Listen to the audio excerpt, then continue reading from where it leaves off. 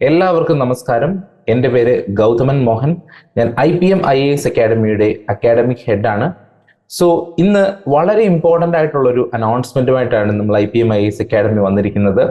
മറ്റൊന്നുമല്ല, നമുക്ക് എല്ലാവർക്കും അറിയാം, കേരളത്തിന്റെ സിവിൽ സർവീസ് എന്നറിയപ്പെടുന്ന KAS എക്സാമിനേഷൻ നോട്ടിഫിക്കേഷൻ വന്നിട്ടുള്ളതാണ്. സോ KAS എക്സാമിനേഷന് വേണ്ടി നമുക്ക് പ്രിപ്പയർ ചെയ്യാൻ ഏകദേശം ഇനിയും ഒരു 3-4 മാസമാണ് ആക്ച്വലി ഉള്ളത്. അതായത് പ്രിലിമിനറി എക്സാമിനേഷൻ എഴുതാൻ വേണ്ടി. അതിന്റെ അടുത്ത സ്റ്റേജ് ആയിട്ടുള്ള മെയിൻസ് എക്സാമിനേഷൻ ഉണ്ട്, ഇന്റർവ്യൂ ഉണ്ട്, അതൊക്കെ നമുക്കറിയാം. പക്ഷേ ഇതിനു വേണ്ടിയിട്ടുള്ള ഫസ്റ്റ് സ്റ്റെപ്പ് എന്ന് പറയുന്നത് എക്സാമിനേഷനെ പറ്റി നന്നായിട്ട് മനസ്സിലാക്കുക, അതിനുശേഷം അതിന് വേണ്ട കാര്യങ്ങൾ കൃത്യമായിട്ട് പ്രിപ്പയർ ചെയ്യുക എന്നുള്ളതാണ്. സോ IPM IAS അക്കാഡമി വർഷങ്ങളായിട്ട് തന്നെ നമ്മൾ സിവിൽ സർവീസ് രംഗത്ത് പ്രവർത്തിച്ചുകൊണ്ടിരിക്കുന്നതാണ്.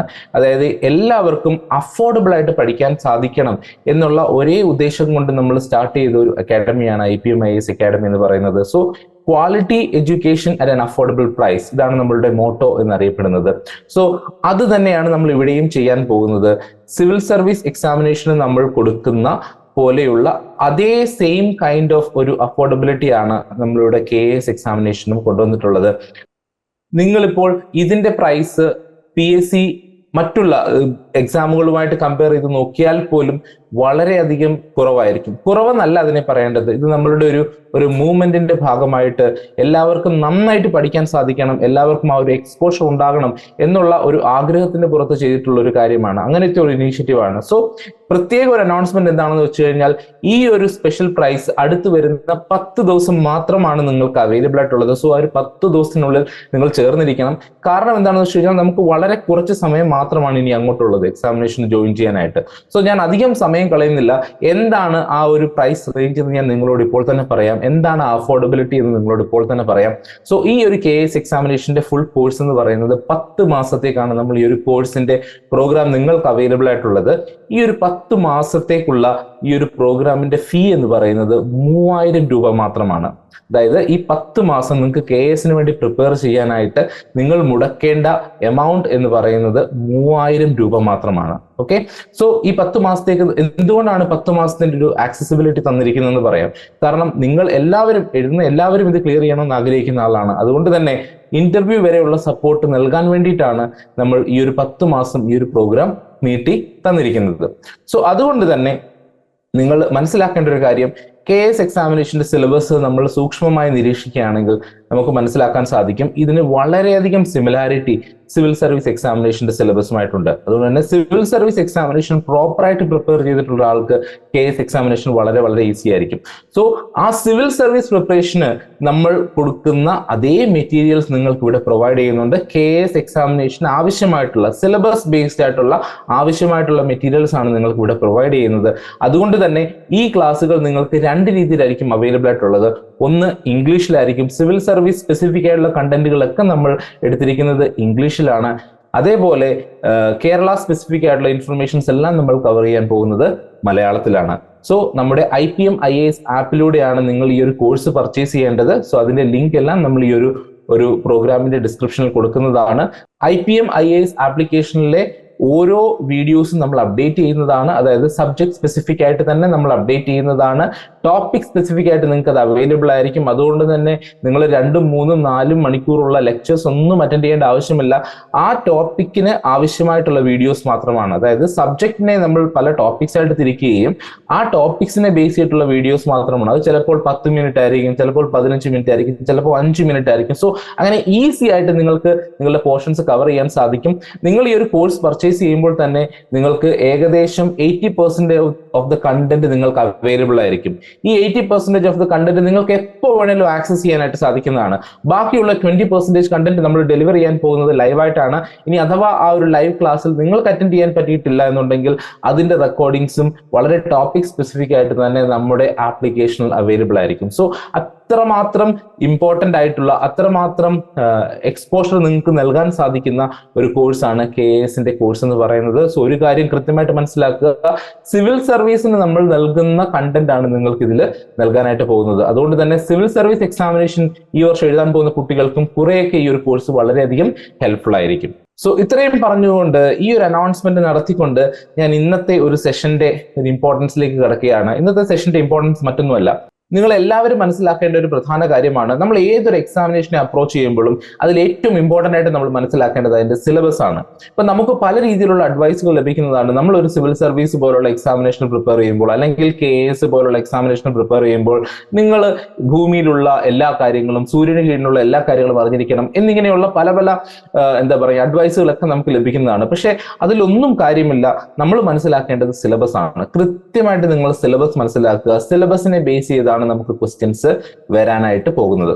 അതുകൊണ്ട് തന്നെ ഇന്ന് ഈ സെഷനിൽ ഞാൻ കവർ ചെയ്യാനായിട്ട് പോകുന്നത് KS എക്സാമിനേഷന്റെ ഡീറ്റെയിൽഡ് ആയിട്ടുള്ള സിലബസ് ആണ്. അതായത് പ്രിലിമിനറി എക്സാമിനേഷനും മെയിൻ എക്സാമിനേഷനും വേണ്ടതായിട്ടുള്ള ഫുൾ സിലബസ് ആണ് നമ്മൾ ഇവിടെ കവർ ചെയ്യാനായിട്ട് പോകുന്നത്.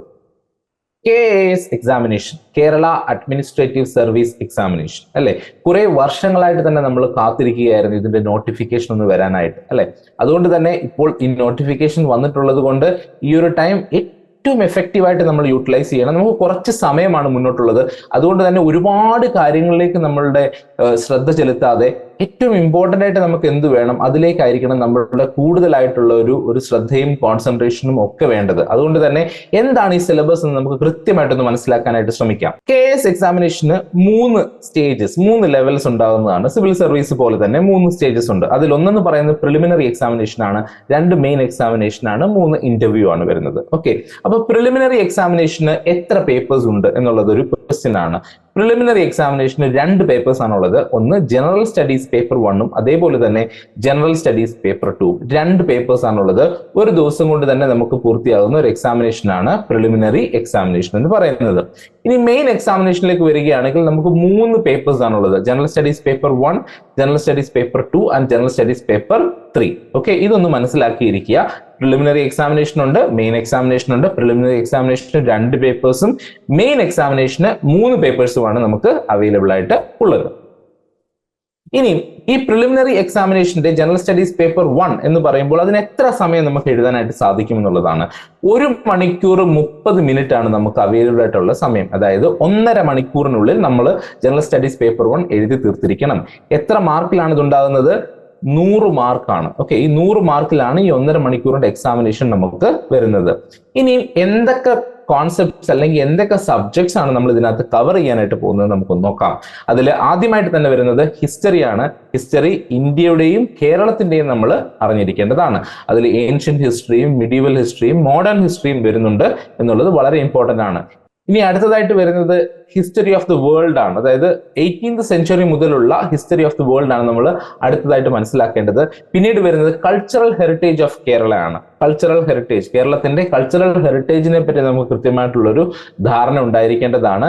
ഇനിയും മുന്നിലേക്ക് വരുമ്പോൾ ഇന്ത്യൻ കോൺസ്റ്റിറ്റ്യൂഷനെ പറ്റി അറിഞ്ഞിരിക്കണം, പബ്ലിക് അഡ്മിനിസ്ട്രേഷനെ പറ്റി അറിഞ്ഞിരിക്കണം, നമ്മുടെ പൊളിറ്റിക്കൽ സിസ്റ്റത്തെ പറ്റി അറിഞ്ഞിരിക്കണം, നമ്മുടെ ഗവേണൻസ് എങ്ങനെയാണ് നടക്കുന്നത്, നമ്മുടെ ഭരണം എങ്ങനെയാണ് നടക്കുന്നതിനെ പറ്റി നമ്മൾ അറിഞ്ഞിരിക്കണം, സോഷ്യൽ ജസ്റ്റിസിനെ പറ്റിയും ഇന്റർനാഷണൽ റിലേഷൻസിനെ പറ്റിയും നമ്മൾ അറിഞ്ഞിരിക്കണം. നമ്മൾ വളരെ കെയർഫുൾ ആയിട്ട് വാച്ച് ചെയ്യുകയാണെങ്കിൽ നമുക്ക് മനസ്സിലാക്കും ഇതിനകത്ത് ഏകദേശം 80 to 90% ഓഫ് ദ സിലബസ് എന്ന് പറയുന്നത് സിവിൽ സർവീസ് എക്സാമിനേഷന്റെ സിലബസ് ആണ്. സോ ആ ലെവലിൽ നിന്ന് നടത്താൻ പോകുന്ന ഒരു എക്സാമിനേഷൻ ആണ് KS എക്സാമിനേഷൻ. സോ അത്രമാത്രം നമ്മൾ ഇൻവോൾവ് ആയിട്ട് പഠിക്കേണ്ടതായിട്ടുള്ള ഒരു എക്സാമിനേഷൻ കൂടെയാണ്. ഇനി അടുത്തതായിട്ട് വരുന്നത് reasoning, mental ability and simple arithmetic ആണ്. അപ്പൊ നിങ്ങളുടെ ഒരു മാത്തമാറ്റിക്കൽ എബിലിറ്റിയും ലോജിക്കൽ എബിലിറ്റിയും അതേപോലെ മെന്റൽ എബിലിറ്റിയും ഒക്കെ ചെക്ക് ചെയ്യുന്ന ഒരു എക്സാമിനേഷൻ ഏരിയ ആണ് ഈ ഒരു ഭാഗം എന്ന് പറയുന്നത് reasoning, mental ability and simple arithmetic. പിന്നീട് വരുന്നതാണ് ജോഗ്രഫി. സോ നമ്മൾ മനസ്സിലാക്കേണ്ടത് 100 മാർക്കിലാണ് ഈ ഒരു എൻറ്റയർ പേപ്പർ വരുന്നത്.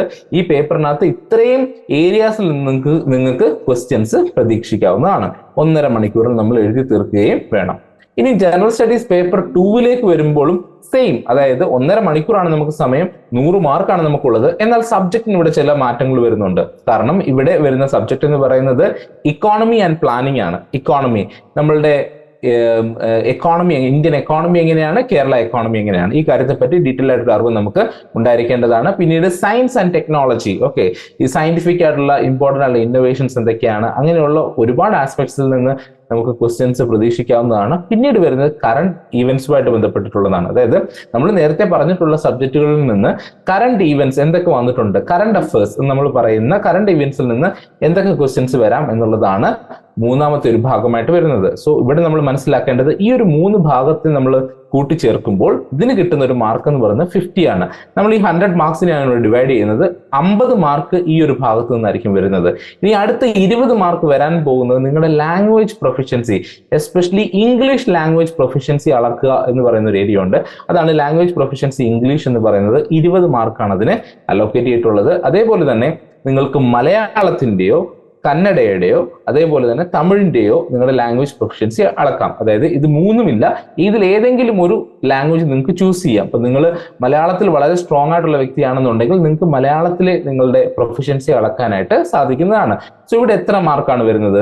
30 മാർക്കാണ് ഈ ഒരു ഭാഗം നമ്മൾ ചെയ്യാൻ വേണ്ടിയിട്ട് എടുക്കുന്നത്. 30 മാർക്ക് നിങ്ങൾക്ക് ഇവിടെ നിന്നാണ് കിട്ടുന്നത്. സോ ഈ ഒരു 100 മാർക്കിനെ നമ്മൾ ഡിവൈഡ് ചെയ്യുമ്പോൾ 50 mark economy and planning, science and technology, current ഇവന്റ്സിലേക്ക് പോവുകയും ലാംഗ്വേജ് പ്രൊഫിഷ്യൻസി ഇംഗ്ലീഷിന് വേണ്ടി 20 മാർക്കും അതേപോലെ language proficiency Malayalam or Kannada or തമിഴിന് വേണ്ടിയിട്ട് 30 മാർക്കുമാണ് പോകുന്നത്. സോ ഇപ്പൊ നിങ്ങൾക്ക് ഒരു ഡീറ്റെയിൽഡ് ആയിട്ടുള്ള ഒരു ഐഡിയ കിട്ടി എന്ന് വിശ്വസിക്കുന്നു. പ്രിലിമിനറി എക്സാമിനേഷനെ പറ്റിയിട്ടുള്ളൊരു ഡീറ്റെയിൽഡ് ഐഡിയ കിട്ടി എന്ന് വിശ്വസിക്കുന്നു. ഇപ്പൊ 2 പേപ്പേഴ്സ് ആണുള്ളത്. ജനറൽ സ്റ്റഡീസ് പേപ്പർ 1ഉം ജനറൽ സ്റ്റഡീസ് പേപ്പർ 2ഉമാണ് നമുക്ക് ഉള്ളത്.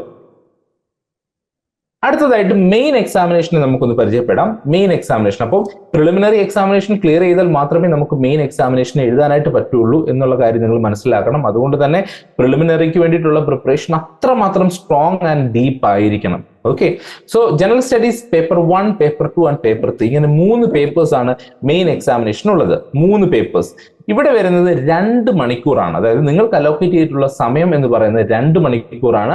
മാർക്ക് സെയിം ആണ്, 100 മാർക്സിലാണ് വരുന്നത്. അപ്പോൾ ഓരോ പേപ്പേഴ്സിനും നമ്മൾ അലോക്കേറ്റ് ചെയ്തിരിക്കുന്നത് 2 മണിക്കൂറും മാർക്ക് 100 മാർക്സും ആണ് വരുന്നത്. ഇനി എന്തൊക്കെയാണ് ജനറൽ സ്റ്റഡീസ് പേപ്പർ 1ൽ വരുന്നത്? History, India and Kerala. നമ്മൾ നേരത്തെ കണ്ടിട്ടുള്ള അതേ സെയിം സിലബസ് ആണ് ഇവിടെയും വരുന്നത്. അതേപോലെ തന്നെ history of the world, mid 18th century തൊട്ടുള്ള ഹിസ്റ്ററി ഓഫ് ദി വേൾഡ് ആണ് അവർക്ക് വേണ്ടത്. അതേപോലെ തന്നെ കൾച്ചറൽ ഹെറിറ്റേജ് ഓഫ് കേരള. ഈ 3 ആസ്പെക്ട്സ് അല്ലെങ്കിൽ സബ്ജക്ട്സ് ആണ് നമ്മൾ ജനറൽ സ്റ്റഡീസ് പേപ്പർ 1ൽ വളരെ ഡീറ്റെയിൽഡ് ആയിട്ട് തന്നെ അറിഞ്ഞിരിക്കേണ്ടത്. ഇനി രണ്ടാമത്തെ ഒരു പേപ്പറിലേക്ക് വരുമ്പോഴേക്കും ജനറൽ സ്റ്റഡീസ് പേപ്പർ 2 ആണ്.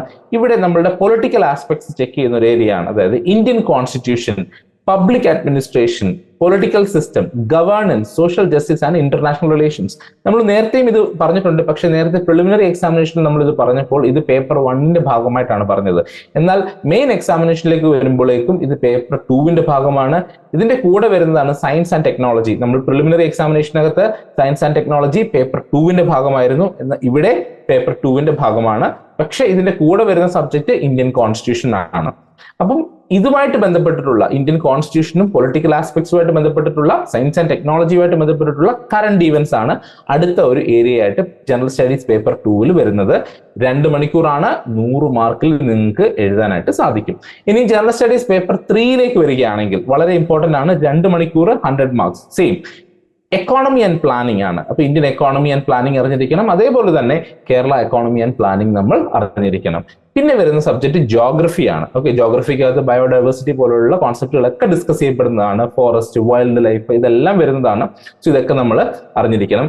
അടുത്തത് current issues in economy and planning and geography ആണ്. ഓക്കെ, സോ ഈ എക്കോണമി പ്ലാനിങ്ങും ജോഗ്രഫിയുമായിട്ട് ബന്ധപ്പെട്ടിട്ടുള്ള കറന്റ് ഇവന്റ്സ് ആണ് അടുത്തൊരു സെക്ഷൻ ആയിട്ട് വരുന്നത്. സോ ഇത്രയും സെക്ഷൻസ് ആണ് ജനറൽ സ്റ്റഡീസ് പേപ്പർ 3ൽ വരുന്നത്. ഓക്കെ, ഇപ്പൊ 3 പേപ്പേഴ്സ് ആണുള്ളത്. General studies paper 1, paper 2 and paper 3 വളരെ ഡീറ്റെയിൽഡ് ആയിട്ട് തന്നെ നമ്മൾ പഠിക്കേണ്ടതാണ്. അതിനൊരു ഡീറ്റെയിൽഡ് സിലബസ് തന്നെയുണ്ട്. അത് നമ്മളിപ്പോൾ ഡിസ്കസ് ചെയ്യാനായിട്ട് പോവുകയാണ്. ഇത് കഴിഞ്ഞ് വരുന്ന ഒരു ഫേസ് ആണ് ഇന്റർവ്യൂ എന്ന് പറയുന്നത്. സോ മെയിൻ എക്സാമിനേഷൻ ക്ലിയർ ചെയ്താൽ മാത്രമേ നിങ്ങൾക്ക് ഇന്റർവ്യൂയിലേക്കുള്ള എൻട്രി ലഭിക്കുകയുള്ളൂ. ഇന്റർവ്യൂവിന് മുഴുവനായി വരുന്നത് 45 മാർക്സ് ആണ്. ഓക്കെ, ഇപ്പൊ കൃത്യമായിട്ടുള്ള ധാരണ പ്രിലിമിനറി എക്സാമിനേഷനെ പറ്റിയും മെയിൻ എക്സാമിനേഷനെ പറ്റിയും അതേപോലെ തന്നെ ഇന്റർവ്യൂവിനെ പറ്റി നിങ്ങൾക്ക് ലഭിച്ചു എന്ന് ഞാൻ വിശ്വസിക്കുന്നു. ഇനി നമുക്ക് വളരെ ഡീറ്റെയിൽഡ് ആയിട്ട് ഇതിന്റെ ഓരോന്നിന്റെയും, അതായത് ഹിസ്റ്ററി നമ്മൾ എടുത്താൽ എന്തൊക്കെയാണ് ഹിസ്റ്ററിക്കകത്ത് പഠിക്കേണ്ടത് എന്നുള്ള ആസ്പെക്ട്സ് നമുക്കൊന്ന് പോയി നോക്കാം. കാരണം ഇപ്പൊ നമ്മൾ നോക്കുമ്പോൾ ഹിസ്റ്ററി, ഇന്ത്യ ആൻഡ് കേരള എന്ന് പറയുമ്പോൾ വളരെ വേഗാണ്, വളരെ വാസ്റ്റ് ആണ്. ഇതിനകത്ത് എന്തൊക്കെ വരും എന്നുള്ള കാര്യത്തിൽ നമുക്ക് ധാരണയൊന്നുമില്ല. അപ്പൊ ഇവിടെ നിന്ന് പഠിച്ചു തുടങ്ങണം, എന്ത് പഠിക്കണം എന്നുള്ള കാര്യത്തിലൊക്കെ നമുക്ക് ഒരുപാട് കൺഫ്യൂഷൻ ഉണ്ടാകും. പക്ഷെ നമ്മൾ കൂടുതലായിട്ട് അതിനകത്ത് എന്താണ് പറയേണ്ടത്, സ്പെസിഫിക് ആയിട്ട് എവിടെയാണ് പഠിക്കേണ്ടത് നമ്മൾ അറിയുമ്പോൾ നമ്മളുടെ വാസ്റ്റ് എന്ന് പറയുന്ന ഒരു ഏരിയ വളരെ ചുരുങ്ങും. ഓക്കെ, നമുക്ക് വളരെ സ്പെസിഫിക് ആയിട്ട് ആ ഒരു സബ്ജക്റ്റിലേക്കും ആ ഒരു ടോപ്പിക്കിലേക്കും ചെന്നിറങ്ങാനായിട്ടും അതിലേക്ക് പഠിക്കാനായിട്ട് നമുക്ക് സാധിക്കുന്നതാണ്. പ്രിലിമിനറി എക്സാമിനേഷൻ നമ്മൾ നേരത്തെ തന്നെ പറഞ്ഞിരുന്നു, പ്രിലിമിനറി എക്സാമിനേഷന് 2 പേപ്പേഴ്സ് ആണുള്ളത്, ജനറൽ സ്റ്റഡീസ് പേപ്പർ 1ഉം ജനറൽ സ്റ്റഡീസ് പേപ്പർ 2ഉം. അപ്പം ഈ പറഞ്ഞ 2 പേപ്പേഴ്സിലും എന്തൊക്കെയാണ് ഇമ്പോർട്ടന്റ് ആയിട്ട് നമ്മൾ കവർ ചെയ്യുന്നത് നമുക്കൊന്ന് കൃത്യമായിട്ട് മനസ്സിലാക്കാൻ ശ്രമിക്കാം. പേപ്പർ 1 എന്ന് പറയുന്ന ജനറൽ സ്റ്റഡീസ് പേപ്പർ 1ൽ വരുന്ന ഫസ്റ്റ് ഏരിയ എന്ന് പറയുന്നത് ഹിസ്റ്ററി ഇന്ത്യ ആൻഡ് കേരള എന്നുള്ളതാണ്. സോ എന്തൊക്കെയാണ് ആ ഹിസ്റ്ററിയിൽ നമ്മൾ മനസ്സിലാക്കേണ്ടത് നമുക്കൊന്ന് നോക്കാം. ഒന്ന്, salient features, ancient and medieval period ആണ് നമ്മൾ പറയുന്നത്. Salient features and major landmarks of ancient and medieval India. ഇത് സെയിം ആയി തന്നെ നമ്മൾ സിവിൽ സർവീസ് എക്സാമിനേഷന് പഠിക്കുന്ന ഒരു ടോപ്പിക് തന്നെയാണ്. ഇപ്പൊ ഏൻഷ്യൻ ഹിസ്റ്ററി, മിഡീവൽ ഹിസ്റ്ററിക്കകത്തും അതിന്റെ മേജർ ലാൻഡ്മാർക്സും സാലിയൻ ഫീച്ചേഴ്സും ഒക്കെ നമ്മൾ പഠിക്കുന്നതാണ്. പിന്നെ art and culture, literature and architecture, very very important. So ഇതും നമ്മൾ അറിഞ്ഞിരിക്കണം. ഇന്ത്യയുടെ ആർട്ട് ആൻഡ് കൾച്ചറും ലിറ്ററേച്ചറും ആർക്കിടെക്ചറും ഒക്കെ നമ്മൾ മനസ്സിലാക്കിയിരിക്കേണ്ടത് വളരെ വളരെ ഇമ്പോർട്ടൻ്റ് ആണ്. നമ്മൾ സിവിൽ സർവീസ് എക്സാമിനേഷനിലേക്ക് നോക്കുകയാണെങ്കിൽ ആർട്ട് ആൻഡ് കൾച്ചർ എന്ന് പറയുന്ന ഒരു പർട്ടിക്കുലർ സബ്ജക്റ്റ് ആയിട്ട് തന്നെ നമ്മളത് പഠിക്കുന്നുണ്ട്. പിന്നെ major dynasties, their administrative system, social, religious and economic conditions of prominent movements, very very important. So ഇതൊക്കെ നമ്മളെ ഭരിച്ചിരുന്ന ഭരണാധികാരികൾ ആരൊക്കെയായിരുന്നു, അവരുടെ അഡ്മിനിസ്ട്രേറ്റീവ് സിസ്റ്റം എങ്ങനെയായിരുന്നു, അവിടുത്തെ ഒരു സൊസൈറ്റൽ കൾച്ചർ എങ്ങനെയായിരുന്നു, അവരുടെ റിലീജിയൻസ് എന്തൊക്കെയായിരുന്നു ഫോളോ ചെയ്തിരുന്നത്, അവരുടെ എക്കണോമിക് കണ്ടീഷൻസ് എന്തൊക്കെയായിരുന്നു എന്നൊക്കെയുള്ള കാര്യങ്ങളാണ് നമ്മൾ ഈ ഒരു ഭാഗത്ത് ഡിസ്കസ് ചെയ്യാനായിട്ട് പോകുന്നത്. സോ ഇതിനെപ്പറ്റി ഡീറ്റെയിൽ ആയിട്ട് നമ്മൾ മനസ്സിലാക്കിയിരിക്കണം. സോ ഓരോ ഡൈനാസ്റ്റികളിലും കേരളത്തിൽ ഭരിച്ചിരുന്നതും അതേപോലെ തന്നെ ഇന്ത്യ ഭരിച്ചിരുന്നതുമായിട്ടുള്ള ഡൈനാസ്റ്റികളൊക്കെ നമ്മൾ മനസ്സിലാക്കേണ്ടതാണ്. ഇനി അടുത്തത് വരുമ്പോഴേക്കും മോഡേൺ പീരീഡ് ആണ്. മോഡേൺ ഹിസ്റ്ററിയിൽ എന്തൊക്കെ സംഭവിച്ചു എന്നുള്ളതാണ്. മോഡേൺ ഹിസ്റ്ററി എന്ന് പറയുമ്പോൾ ഏകദേശം 18th സെഞ്ച്വറി തൊട്ട് ഇപ്പോൾ വരെയുള്ള ഒരു കാലഘട്ടത്തെ നമുക്ക് മോഡേൺ ഹിസ്റ്ററി ആയിട്ട് കണക്കാക്കാം. അപ്പം ആ സമയത്ത് നടന്നിട്ടുള്ള സിഗ്നിഫിക്കന്റ് ഈവൻസ് എന്താണ്? സിഗ്നിഫിക്കന്റ് ഈവൻസ് എന്ന് പറയുമ്പോൾ തന്നെ ഇറ്റ്സ് വേഗ്, വളരെ വേഗാണ്. കാരണം എന്തൊക്കെ സിഗ്നിഫിക്കൻസ് ഈവൻസ് എന്ന് പറഞ്ഞാൽ ഒരുപാട് കാര്യങ്ങൾ നടന്നിട്ടുണ്ട് അല്ലെ. സോ സിഗ്നിഫിക്കന്റ് ആയിട്ടുള്ള ഈവന്റുകൾ എന്തൊക്കെയാണ്? പേഴ്സണാലിറ്റീസ് ആൻഡ് ഇഷ്യൂസ്, ഏതൊക്കെയായിരുന്നു മേജർ ആയിട്ടുള്ള എമിനന്റ് ആയിട്ടുള്ള പേഴ്സണാലിറ്റീസ് നമ്മൾ ആ ഒരു കാലഘട്ടത്തിൽ നമ്മളെ നയിച്ചിരുന്ന, അല്ലെ നമ്മളുടെ ഫ്രീഡം മൂവ്മെന്റ് ആയിക്കോട്ടെ, ഇതിനൊക്കെ ഒരു ഇമ്പോർട്ടന്റ് ആയിട്ടുള്ള ഒരു ടോർച്ച് ബിയറേഴ്സ് ആയിട്ടുള്ള ആളുകളെ പറ്റി നമ്മൾ പഠിച്ചിരിക്കണം. ഫ്രീഡം ഫൈറ്റിനെ പറ്റി നമ്മൾ പഠിച്ചിരിക്കണം, അതിന് നേതൃത്വം കൊടുത്ത ആളുകളെ പറ്റി നമ്മൾ പഠിച്ചിരിക്കണം. അങ്ങനെയുള്ള ഒരുപാട് ആസ്പെക്ട്സ് കവർ ചെയ്യുന്ന ഒരു ഏരിയ ആണ് ഇവിടെ എന്ന് പറയുന്നത്. പിന്നെ India struggle for independence, very very important അല്ലെ. ഇന്ത്യയുടെ സ്ട്രഗിൾ എങ്ങനെയായിരുന്നു, ഇൻഡിപെൻഡൻസിന് വേണ്ടി നമ്മൾ എങ്ങനെയാണ് പോരാടിയത്, അതിന്റെ ഡിഫറെന്റ് ഫേസസ് എന്തൊക്കെയാണ്. ഇപ്പൊ നമ്മൾ മോഡേൺ ഹിസ്റ്ററിയിലേക്ക് വരുമ്പോഴേക്ക് നമുക്ക് കൃത്യമായിട്ട് അറിയാം non corporation movement, civil disobedience movement, അതേപോലെ തന്നെ ക്വിറ്റ് ഇന്ത്യ മൂവ്മെന്റ് എന്നൊക്കെ പറയുന്നത് മഹാത്മാഗാന്ധിയുടെ നേതൃത്വത്തിൽ വന്നിട്ടുള്ള കുറച്ച് മൂവ്മെന്റുകളാണ്. അപ്പൊ അതിനെപ്പറ്റി നമ്മൾ ഡീറ്റെയിൽ ആയിട്ട് മനസ്സിലാക്കിയിരിക്കണം. എന്നാൽ കുറച്ച് പുറകിലേക്ക് പോവുകയാണെങ്കിൽ 1857 റിവോൾട്ട് എന്ന് പറയുന്നത് ഇന്ത്യയിൽ നടന്നിട്ടുള്ള റിവോൾട്ട് ആണ്. അതേപോലെ formation of Indian national Congress എന്ന് പറയുന്നത് ഇന്ത്യയിലെ തന്നെ ഒരു ഫ്രീഡം മൂവ്മെന്റിന് വേറിട്ട ഫേസ് നൽകിയ ഒരു അസോസിയേഷൻ അല്ലെങ്കിൽ ഓർഗനൈസേഷൻ ആണ്. സോ ഇതിനെ പറ്റിയൊക്കെ നമ്മൾ കൃത്യമായിട്ട് അറിഞ്ഞിരിക്കണം. ഇനി അത് മാത്രം പോരാ, social and religious movements in the 19th and 20th century, very important. കാരണം ഒരു സമൂഹത്തെ മാറ്റിയിട്ടുള്ളത് ആ കാലഘട്ടത്തിൽ നടന്നിട്ടുള്ള മൂവ്മെന്റുകളാണ്. അപ്പോൾ ഓരോ വ്യക്തിയുടെ അണ്ടറിലും അല്ലെങ്കിൽ കുറെ വ്യക്തികളുടെ അണ്ടറിലും ഐഡിയോളജിനെ ബേസ് ചെയ്തൊക്കെ ആയിരിക്കും ഇങ്ങനെയുള്ള മൂവ്മെന്റുകളൊക്കെ നടന്നിട്ടുള്ളത്. അപ്പൊ അങ്ങനെയുള്ള മൂവ്മെന്റുകളൊക്കെ എന്തൊക്കെയായിരുന്നു? ഇപ്പൊ രാജാറാം മോഹൻ റോയ്, നമ്മൾ എപ്പോഴും അദ്ദേഹത്തെ ഓർക്കുമ്പോൾ നമുക്ക് ഏറ്റവും റിലേറ്റ് ചെയ്യാൻ പറ്റുന്ന ഒരു ആസ്പെക്ട് എന്ന് പറയുന്നത് ബ്രഹ്മസമാജ് ഉണ്ട്. എന്നാൽ അതിനോടൊപ്പം തന്നെ സതി നിർത്തലാക്കാൻ അദ്ദേഹം എടുത്ത ഒരു പങ്കാളിത്തമാണ് നമുക്ക് ഏറ്റവും ഇമ്പോർട്ടന്റ് ആയിട്ട് നമുക്ക് ഓർമ്മയിൽ വരുന്നത്. അപ്പൊ അങ്ങനെയുള്ള ആസ്പെക്ടുകളെ പറ്റി നമ്മളിവിടെ പഠിച്ചിരിക്കണം. ഇനി India after independence, post independence consolidation എങ്ങനെയായിരുന്നു ആൻഡ് റീഓർഗനൈസേഷൻ എങ്ങനെയായിരുന്നു? കാരണം ഇന്ത്യക്ക് ഫ്രീഡം കിട്ടുന്നത് വരെ നമ്മളുടെ സോൾ ഒബ്ജക്റ്റീവ് എന്ന് പറയുന്നത് നമുക്ക് ഫ്രീഡം ലഭിക്കുക എന്നുള്ളതാണ്. അതായത് ഇവിടെ നിന്ന് എങ്ങനെയെങ്കിലും ബ്രിട്ടീഷുകാരെ തുരത്തുക എന്നുള്ളത് മാത്രമായിരുന്നു നമ്മുടെ ഒരു സോൾ ഒബ്ജക്റ്റീവ് എന്ന് പറയുന്നത്. എന്നാൽ ഫ്രീഡം കിട്ടിയതിന് ശേഷമാണ് നമുക്ക് ഇതിന്റെ സ്ട്രഗിൾസ് മനസ്സിലാകുന്നത്. അതായത് ആ കാലഘട്ടത്തിൽ തന്നെ മനസ്സിലായിട്ടുണ്ടെങ്കിൽ പോലും അത് കിട്ടിയതിന് ശേഷം അതൊരു വളരെ ഡിഫിക്കൽട്ട് ആയിട്ടുള്ള ഫേസ് ആണ്. കാരണം അഡ്മിനിസ്ട്രേഷൻ നടത്തണം, ഇത്രയും ആളുകളെ അഡ്മിനിസ്റ്റർ ചെയ്യണം, ഇത്രയും ആളുകളുടെ വെൽഫെയർ നോക്കണം. അപ്പൊ എന്തൊക്കെ പോളിസീസ് നമ്മൾ കൊണ്ടുവരണം, നമുക്ക് അതിന് വേണ്ടത്ര എക്കണോമിക് ആയിട്ടുള്ള ഒരു ബാക്കപ്പ് ഉണ്ടോ, ഇങ്ങനെയൊക്കെയുള്ള ഒരുപാട് കാര്യങ്ങൾ നമ്മൾ പഠിച്ചിരിക്കണം. അപ്പൊ ആ കാലഘട്ടത്തിൽ രൂപീകരിക്കപ്പെട്ടിട്ടുള്ള പല പോളിസികളും, ഇപ്പം ഉദാഹരണം പറയുകയാണെങ്കിൽ 5-year പ്ലാൻസ് എന്ന് പറയുന്ന ഇന്ത്യയിൽ രൂപീകരിക്കപ്പെട്ട ഒരു പോളിസിയാണ്. അതേപോലെ തന്നെ റീഓർഗനൈസേഷൻ ഓഫ് ദ സ്റ്റേറ്റ്സ്. ഇപ്പൊ ഇന്ത്യയെ വളരെ ഒരുപാട് പാർട്ടുകളായിട്ട് വിഭജിച്ചിട്ടുള്ള ആളുകളായിരുന്നു ബ്രിട്ടീഷുകാരെന്ന് പറയുന്നത് അല്ലെ. അതിനു മുമ്പ് നമ്മുടെ നാട്ടുരാജ്യങ്ങളുള്ള സമയത്തും ഇന്ത്യ പലതായിട്ട് വിഭജിച്ചിട്ടുണ്ടായിരുന്നു. അപ്പം നമുക്കൊരു യൂണിറ്റി എന്ന് പറയുന്ന ഒരു കോൺസെപ്റ്റ് വളരെ വളരെ കുറവായിരുന്നു. അപ്പം അതിനെ ഒരു യൂണിഫൈഡ് കോൺസെപ്റ്റിലേക്ക് കൊണ്ടുവരികയും ഇതിനെ ഒരു വലിയൊരു എൻറ്റിറ്റി ആക്കി മാറ്റുകയും ചെയ്യുന്നതിന് ഏറ്റവും വലിയ റോള് വഹിച്ചിട്ടുള്ള ഒരു മൂവ്മെന്റ് ആണ് റീഓർഗനൈസേഷൻ ചെയ്യുക എന്ന് പറയുന്നത്. അപ്പൊ അങ്ങനെയാണ് ഓരോ സ്റ്റേറ്റ്സിനെ നമ്മൾ ഡിവൈഡ് ചെയ്യാൻ തുടങ്ങിയത്. സ്റ്റേറ്റ്സിനെ ലിംഗ്വിസ്റ്റിക് ലൈൻസിൽ, അതായത് ലാംഗ്വേജിന്റെ ബേസിസിൽ നമ്മൾ ഡിവൈഡ് ചെയ്യാനായിട്ട് ശ്രമിച്ചിട്ടുള്ളത്. അപ്പൊ അങ്ങനെയുള്ള ഒരുപാട് കാര്യങ്ങൾ നമ്മൾ ഇവിടെ ഡിസ്കസ് ചെയ്യേണ്ടതായിട്ട് വരും. ഇനി independent India and her neighbours, very important. കാരണം ഒരു രാജ്യത്തിന്റെ എക്സിസ്റ്റൻസ് എന്ന് പറയുന്നത് ഒരിക്കലും ഒറ്റയ്ക്ക് നമുക്ക് എക്സിസ്റ്റ് ചെയ്യാനായിട്ട് പറ്റില്ല. നമ്മളുടെ ഒരു സർവൈവൽ മോഡിലേക്ക് പോവുകയാണെങ്കിലും അതേപോലെ നമ്മളുടെ ഒരു സപ്പോർട്ട് സിസ്റ്റത്തെ നോക്കുകയാണെങ്കിലും ഒക്കെ നമുക്കറിയാം എപ്പോഴും ഒരു ഗ്ലോബലൈസ്ഡ് എറയിൽ അല്ലെങ്കിൽ ഒരു ഇന്റർനാഷണൽ സിസ്റ്റത്തിൽ നമ്മൾ എല്ലാവരും വെൽ കണക്റ്റഡ് ആണ്. ഇപ്പൊ നമ്മളുടെ തൊട്ടടുത്ത് ഒരു നെയ്ബറിംഗ് കൺട്രി ആയിട്ടുള്ള പാകിസ്ഥാനിൽ എന്തെങ്കിലുമൊക്കെ പ്രശ്നങ്ങൾ, സെക്യൂരിറ്റി ഇഷ്യൂസ് ഒക്കെ അവർ ഓൺ ഗോയിങ് ആണ്, അല്ലെങ്കിൽ ഒരു അനാർക്കിക്കൽ സിറ്റുവേഷൻ ആണ് പോകുന്നതെന്നുണ്ടെങ്കിൽ ഡെഫിനറ്റ് ആയിട്ടും അതിന്റെ ഇംപ്ലിക്കേഷൻസ് ഇന്ത്യയിലും ഉണ്ടാകും. സോ എങ്ങനെയായിരുന്നു നമ്മളുടെ ആ ഒരു റിലേഷൻ, എങ്ങനെയായിരുന്നു മറ്റുള്ള രാജ്യങ്ങളുമായിട്ടുള്ള ഒരു ബന്ധം, എങ്ങനെയായിരുന്നു മറ്റുള്ള രാജ്യങ്ങൾ എങ്ങനെയൊക്കെയായിരുന്നു എന്നൊക്കെ കാര്യങ്ങൾ നമുക്ക് മനസ്സിലാക്കാനായിട്ട് സാധിക്കുന്നത് ഈ ഹിസ്റ്ററി പഠിക്കുമ്പോഴാണ്. ഇപ്പോൾ ബംഗ്ലാദേശ് എന്ന് പറയുമ്പോൾ ഇപ്പോൾ നമുക്കറിയാം അത് നമ്മളുടെ ഒരു നെയ്ബറിംഗ് കൺട്രി ആണെന്നുള്ളത്. എന്നാൽ നമുക്ക് ഫ്രീഡം കിട്ടിയ സമയത്ത് ബംഗ്ലാദേശ് എന്ന് പറയുന്ന ഒരു രാജ്യമില്ല. ഓക്കെ, അതിനുശേഷമാണ് അങ്ങനെ ഒരു രാജ്യം ഫോം ചെയ്യുന്നത് തന്നെ. സോ അങ്ങനെയുള്ള ഒരുപാട് കാര്യങ്ങൾ നമുക്ക് ഈ ഒരു ഭാഗത്ത് നിന്ന് പഠിച്ചെടുക്കാനായിട്ട് സാധിക്കും. ഇനി നമുക്ക് Kerala history from 18th century വളരെ ഇമ്പോർട്ടന്റ് ആണ്. കാരണം 18th century മുതലുള്ള കേരളത്തിന്റെ ഹിസ്റ്ററിയെ പറ്റി നമ്മൾ അറിഞ്ഞിരിക്കണം. അപ്പൊ അത് എന്തൊക്കെ വരും? Pre independence socio political movements. അപ്പം കേരളത്തിൽ നടന്നിട്ടുള്ള സോഷ്യോ പൊളിറ്റിക്കൽ മൂവ്മെന്റ്സ് വളരെ ഇമ്പോർട്ടന്റ് ആണ്. കാരണം ഇന്ത്യയിലെ ഒരു സംസ്ഥാനം തന്നെയാണ് കേരളം. അപ്പം ഇന്ത്യയിൽ റിഫ്ലക്ട് ചെയ്യപ്പെട്ടിരുന്ന പല പ്രോബ്ലംസും കേരളത്തിലും ഉണ്ടായിരുന്നു.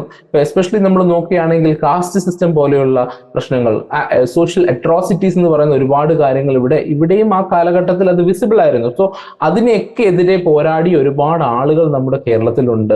സോ എങ്ങനെയായിരുന്നു ആ സിസ്റ്റത്തിനെതിരെ പോരാടിയത്, ആരൊക്കെയായിരുന്നു പോരാടിയത്, അങ്ങനെയുള്ള കാര്യങ്ങളെ പറ്റിയൊക്കെ നമ്മൾ അറിഞ്ഞിരിക്കണം. Formation of Kerala state, Kerala എന്ന് പറയുന്ന സംസ്ഥാനം എങ്ങനെയാണ് രൂപീകരിക്കപ്പെട്ടത്, ഏത് കാലഘട്ടത്തിലാണ് രൂപീകരിക്കപ്പെട്ടിട്ടുള്ളത്, രൂപീകരിക്കപ്പെടുമ്പോൾ നമുക്ക് എത്ര ഡിസ്ട്രിക്റ്റുകൾ ഉണ്ടായിരുന്നു, ഇങ്ങനെയുള്ള കാര്യങ്ങളെ പറ്റി നമ്മൾ അറിഞ്ഞിരിക്കണം. ഇനി കേരളത്തിലെ പൊളിറ്റിക്കൽ പാർട്ടികൾ ഏതൊക്കെയാണ്? അപ്പൊ നമുക്കറിയാം ഓരോ കാലഘട്ടത്തിൽ വളർന്നു വന്ന പൊളിറ്റിക്കൽ പാർട്ടീസ് ഉണ്ട്. അപ്പൊ ആ കാലഘട്ടത്തിലെ ഒരു സാമൂഹിക വ്യവസ്ഥയും അതേപോലെ തന്നെ പൊളിറ്റിക്കൽ രാഷ്ട്രീയ വ്യവസ്ഥയൊക്കെ അനുസൃതമാക്കിയിട്ടാണ് ഓരോ പാർട്ടികളും അവരുടെ ഒരു എപ്പിട്ടമ്മിലേക്ക് അല്ലെങ്കിൽ അവരുടെ ഒരു സ്ട്രെങ്ത് അവർ നേടിയെടുക്കുന്നത്. സോ ആ കാലഘട്ടത്തെ പറ്റി നമ്മൾ മനസ്സിലാക്കണം, ആ പാർട്ടികളെ പറ്റി നമ്മൾ മനസ്സിലാക്കണം, ഇനി ഓരോ മൂവ്മെന്റുകളെ പറ്റി നമ്മൾ മനസ്സിലാക്കണം. ഇവിടുത്തെ ഗവൺമെന്റ് എങ്ങനെയായിരുന്നു, ഏതൊക്കെ ഗവൺമെന്റുകളാണ് ഇവിടെ മാറി മാറി ഭരിച്ചിട്ടുള്ളത്, അവർ കൊണ്ടുവന്നിട്ടുള്ള ഇമ്പോർട്ടന്റ് ആയിട്ടുള്ള പോളിസീസ് എന്തൊക്കെയായിരുന്നു, ഇനി ലാൻഡ് മാർക്കായിട്ടുള്ള ലെജിസ്ലേഷൻസ് എന്തൊക്കെയായിരുന്നു. കാരണം ഒരു സമൂഹത്തിന്റെ എക്സിസ്റ്റൻസ് എന്ന് പറയുന്നത് എപ്പോഴും ആ സമൂഹത്തിൽ നിലനിൽക്കുന്ന നിയമങ്ങളെ അനുസൃതമാക്കിയിട്ടുള്ളതാണ്. ഇപ്പൊ സമൂഹം എന്ന് ഞാൻ പറയുമ്പോൾ ഒരു പൊളിറ്റിക്കൽ എൻറ്റിറ്റി ആയിട്ട് ഞാനിപ്പോൾ പറയുകയാണ്. അപ്പം ഒരു പൊളിറ്റിക്കൽ സ്ട്രക്ചർ അല്ലെങ്കിൽ പൊളിറ്റിക്കൽ എൻറ്റിറ്റിയാണ് ഒരു സ്റ്റേറ്റ് എന്ന് പറയുന്നത്. അപ്പൊ ആ സ്റ്റേറ്റിൽ കൃത്യമായിട്ടുള്ള അഡ്മിനിസ്ട്രേഷൻ നടക്കണമെങ്കിലും കൃത്യമായിട്ടുള്ള ഒരു റിലേഷൻസ് അവിടെ ആളുകൾക്കിടയിലായാലും ആളുകളും അവിടുത്തെ ഗവൺമെന്റും തമ്മിലുള്ള നല്ല റിലേഷൻ ഒക്കെ നടക്കണമെന്നുണ്ടെങ്കിൽ അവിടുത്തെ സിസ്റ്റം, അതായത് ലെജിസ്ലേറ്റീവ് സിസ്റ്റം അല്ലെങ്കിൽ ലീഗൽ സിസ്റ്റം വളരെ സ്ട്രോങ് ആയിരിക്കണം. അപ്പൊ അതിന് വേണ്ടിയിട്ട് പ്രോപ്പർ ആയിട്ടുള്ള നിയമങ്ങൾ നമ്മൾ ഉണ്ടാക്കേണ്ടതായിട്ടുണ്ട്. അപ്പൊ അങ്ങനെ നോക്കുമ്പോൾ നമ്മുടെ കേരളത്തിൽ ഒരുപാട് നിയമങ്ങൾ നമ്മൾ വളരെ ലാൻഡ്മാർക്ക് ജഡ്ജ്മെന്റ്സും അതേപോലെ തന്നെ ലാൻഡ്മാർക്ക് നിയമങ്ങളും ഒക്കെ ഉണ്ടാക്കിയിട്ടുള്ള ഒരു നാടാണ് നമ്മുടെ കേരളം എന്ന് പറയുന്നത്. അപ്പം അതിനെപ്പറ്റി കൂടുതലായിട്ട് പഠിക്കുക, ഇമ്പോർട്ടൻ്റ് ആയിട്ടുള്ള ലെജിസ്ലേഷൻസ് എന്തൊക്കെയായിരുന്നു അതിനെപ്പറ്റി കൂടുതലായിട്ട് മനസ്സിലാക്കുക എന്നുള്ളതും ജനറൽ സ്റ്റഡീസ് പേപ്പർ 1 ഒരു ഭാഗമായിട്ട് നമ്മൾ അറിഞ്ഞിരിക്കേണ്ടതാണ്. അടുത്തത് ഹിസ്റ്ററി ഓഫ് ദ വേൾഡ് ആണ്. ഓക്കെ, നമ്മളിപ്പോ ഇന്ത്യയുടെ ഹിസ്റ്ററി പറഞ്ഞു, അത് ഏൻഷ്യന്റിൽ നിന്ന് പറഞ്ഞു, മിഡീവലിൽ നിന്ന് പറഞ്ഞു, മോഡേണിൽ നിന്ന് പറഞ്ഞു. കേരളത്തിന്റെ ഹിസ്റ്ററിയിലേക്ക് പോകുമ്പോഴേക്കും 18th century മുതലുള്ള കേരളത്തിന്റെ ഹിസ്റ്ററി എങ്ങനെയായിരുന്നു എന്നുള്ള കാര്യം നമ്മൾ മനസ്സിലാക്കാൻ ശ്രമിച്ചു. ഇനി ലോകത്തിന്റെ ഹിസ്റ്ററിയും കൂടെ നമ്മൾ അറിഞ്ഞിരിക്കണം. 18th century മുതലുള്ള ലോകത്തിന്റെ ഒരു ഹിസ്റ്ററി എങ്ങനെയായിരുന്നു. അപ്പം നമ്മളുടെ ഒരു ലോകത്തിൽ തന്നെ ഏറ്റവും വലിയൊരു മാറ്റം കൊണ്ടുവന്നിട്ടുള്ള ഒരു മൂവ്മെന്റ് ആയിരുന്നു ഇൻഡസ്ട്രിയൽ റവല്യൂഷൻ എന്ന് പറയുന്നത്. അപ്പം എന്താ പറയുക, സ്റ്റീം എഞ്ചിന്റെ കണ്ടുപിടുത്തം എന്നൊക്കെ പറയുന്ന പോലുള്ള കാര്യങ്ങളൊക്കെ നമ്മളുടെ ഒരു ഒരു കാലഘട്ടത്തെ തന്നെ മാറ്റിമറിച്ചിട്ടുള്ള ഒരു ഇന്നോവേഷൻസ് ആയിരുന്നു. അപ്പം ഇൻഡസ്ട്രിയൽ റവല്യൂഷൻ എങ്ങനെയായിരുന്നു ഉണ്ടായിരുന്നത്, അതിന്റെ ഫീച്ചേഴ്സ് എന്തൊക്കെയായിരുന്നു, അത് ഏതൊക്കെ സ്ഥലങ്ങളിലാണ് ആദ്യം കൂടുതലായിട്ട് കാണപ്പെട്ടത്, അത് എങ്ങനെയാണ് മറ്റുള്ള സ്ഥലങ്ങളിലേക്ക് അത് സ്പ്രെഡ് ചെയ്തത്, അതിന്റെ ഭാഗമായിട്ട് വന്നിട്ടുള്ള കോളനൈസേഷൻ എങ്ങനെയായിരുന്നു നിലനിന്നിരുന്നത്, അക്കാര്യത്തെ പറ്റിയൊക്കെ നമ്മൾ പഠിക്കുന്നതാണ്. ഇനി വേൾഡ് വാർ, ഇപ്പൊ നമുക്ക് എല്ലാവർക്കും അറിയാം വേൾഡ് വാർ, എത്ര വേൾഡ് വാർ നടന്നിട്ടുണ്ടെന്ന് പറഞ്ഞു കഴിഞ്ഞാൽ നമുക്ക് കൃത്യമായിട്ട് ഉത്തരവുണ്ട്. 2 വേൾഡ് വാർ ആണ് നടന്നിട്ടുള്ളത്. ആ 2 വേൾഡ് വാറിൽ പങ്കെടുത്ത രാജ്യങ്ങൾ ഏതൊക്കെയായിരുന്നു, എന്തായിരുന്നു അതിന്റെ റീസൺസ്, ഓരോ വേൾഡ് വാറും കഴിഞ്ഞപ്പോൾ ഉണ്ടായിട്ടുള്ള കോൺസിക്വൻസസ് എന്തൊക്കെയായിരുന്നു, ഈ അതിനുശേഷം രൂപീകരിക്കപ്പെട്ടിട്ടുള്ള ലീഗ് ഓഫ് നേഷനും അതേപോലെ യുണൈറ്റഡ് നേഷൻസ് ഓർഗനൈസേഷൻസും ഒക്കെ എങ്ങനെയാണ് ഒരു വലിയ റോൾ ഇതിനകത്ത് പ്ലേ ചെയ്തത്, കാര്യങ്ങളൊക്കെ നമ്മൾ മനസ്സിലാക്കിയിരിക്കണം. ഇനി redrawal of national boundaries very important. കാരണം ഈ ഒരു കോളനൈസേഷന്റെ സമയത്ത് കോളനൈസേഴ്സ് എന്ന് പറയുന്ന ആളുകൾ, അതായത് ഇപ്പൊ ബ്രിട്ടൻ ആയാലും ഫ്രാൻസ് ആയാലും ഇങ്ങനെയുള്ള രാജ്യങ്ങളിലൊക്കെ പ്രധാന ഒരു ഉദ്ദേശം എന്ന് പറയുന്നത് പ്രോഫിറ്റ് മേക്കിംഗ് എന്നുള്ളതാണ്. അപ്പൊ അവർ പ്രോഫിറ്റ് മേക്ക് ചെയ്ത് കഴിഞ്ഞാൽ പിന്നെ അവർ അവിടുന്ന് പോകുക എന്നുള്ളതാണല്ലോ അവർക്ക് ചെയ്യാനുള്ളത്. അപ്പം ആ സമയത്ത് അവർ കൊണ്ടുവന്നിട്ടുള്ള അഡ്മിനിസ്ട്രേഷനും എല്ലാ കാര്യങ്ങളും ഈ പറഞ്ഞതുപോലെ അന്ന് അവിടെ ജീവിച്ചിരുന്ന ജനതയെ നന്നായിട്ട് ബാധിക്കുന്നുണ്ട്. ചിലപ്പോൾ അവരെല്ലാവരും ഒരേ ഒരു ഒരു എത്നിസിറ്റിയിൽ വരുന്ന ആളുകളാണോ എന്നില്ല, ഒരേ ലാംഗ്വേജ് സ്പീക്ക് ചെയ്യുന്ന ആളുകളാണോ എന്നില്ല. കാരണം ഇതൊക്കെ അവർ ചെയ്തിട്ടുള്ള ബ്രിട്ടീഷുകാർ ചെയ്തിട്ടുള്ളത് അവരുടെ കൺവീനിയൻസിനനുസരിച്ചിട്ടാണ്. അപ്പൊ ഈ പോകുന്ന സമയത്ത് ഇവർക്ക് റെസ്പോൺസിബിലിറ്റി ഉണ്ട്, ഇവർക്ക് ഒരു സിസ്റ്റം റെഡിയാക്കി കൊടുത്തിട്ട് പോകുക എന്നുള്ളത്.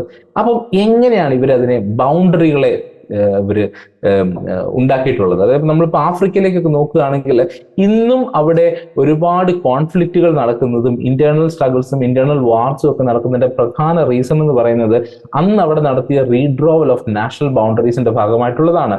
വളരെ സ്ട്രാറ്റജിക് ആയിട്ട് പഠിക്കാതെ, അവിടുത്തെ ആളുകളുടെ കൾച്ചറിനെ പഠിക്കാതെ, അവിടുത്തെ ആളുകളുടെ എത്നിസിറ്റിയും അവരുടെ യൂണിറ്റിയെയും പറ്റി പഠിക്കാതെ നമ്മൾ വളരെ ലൈറ്റ് ആയിട്ട് എടുത്തുകൊണ്ട് അവരുടെ കൺവീനിയൻസിന് അവർ ബൗണ്ടറിയിൽ വരച്ചിട്ട് പോയി ഒരു രാജ്യം ഉണ്ടാക്കി വിട്ടതിന്റെ ഭാഗമായിട്ടാണ് ഇന്ന് ആഫ്രിക്കയിലെ ജനങ്ങൾ ഇങ്ങനെയുള്ള പല പ്രശ്നങ്ങളും ഫേസ് ചെയ്യുന്നത്. സോ എങ്ങനെയാണ് ഈ റീഡ്രോവൽ ഓഫ് നാഷണൽ ബൗണ്ടറീസ് നടന്നിട്ടുള്ളത്? അതിപ്പോ ഇന്ത്യയുടെ ഒരു കാര്യത്തിലും ഇത് വളരെ വളരെ വിസിബിൾ ആയിരുന്നു അല്ലെ. എങ്ങനെയാണ് നമ്മുടെ ബൗണ്ടറി ഡിസൈഡ് ചെയ്യപ്പെട്ടിരുന്നത് എന്നൊക്കെയുള്ള കാര്യങ്ങളൊക്കെ നമ്മൾ അറിഞ്ഞിരിക്കേണ്ടതാണ്.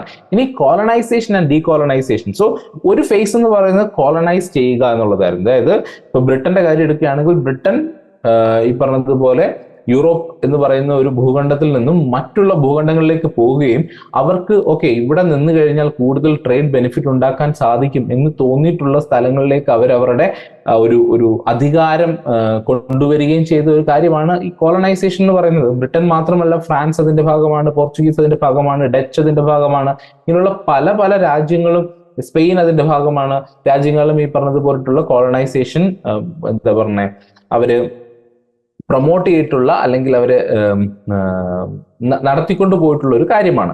ഇനിയും ഈ കോളനൈസേഷൻ ആളുകൾക്ക് മടുത്തതിന് ശേഷം ആളുകളുടെ വളരെ സ്ട്രോങ് ആയിട്ടുള്ള റിവോൾട്ട് കൊണ്ടും പ്രൊട്ടസ്റ്റ് കൊണ്ടും ഒക്കെ ഇവർക്ക് തിരിച്ചു പോകേണ്ട ഒരു കാര്യം കൂടെ വരുന്നുണ്ട്. അതിനെയാണ് നമ്മൾ ഡീകോളനൈസേഷൻ എന്ന് പറയുന്നത്.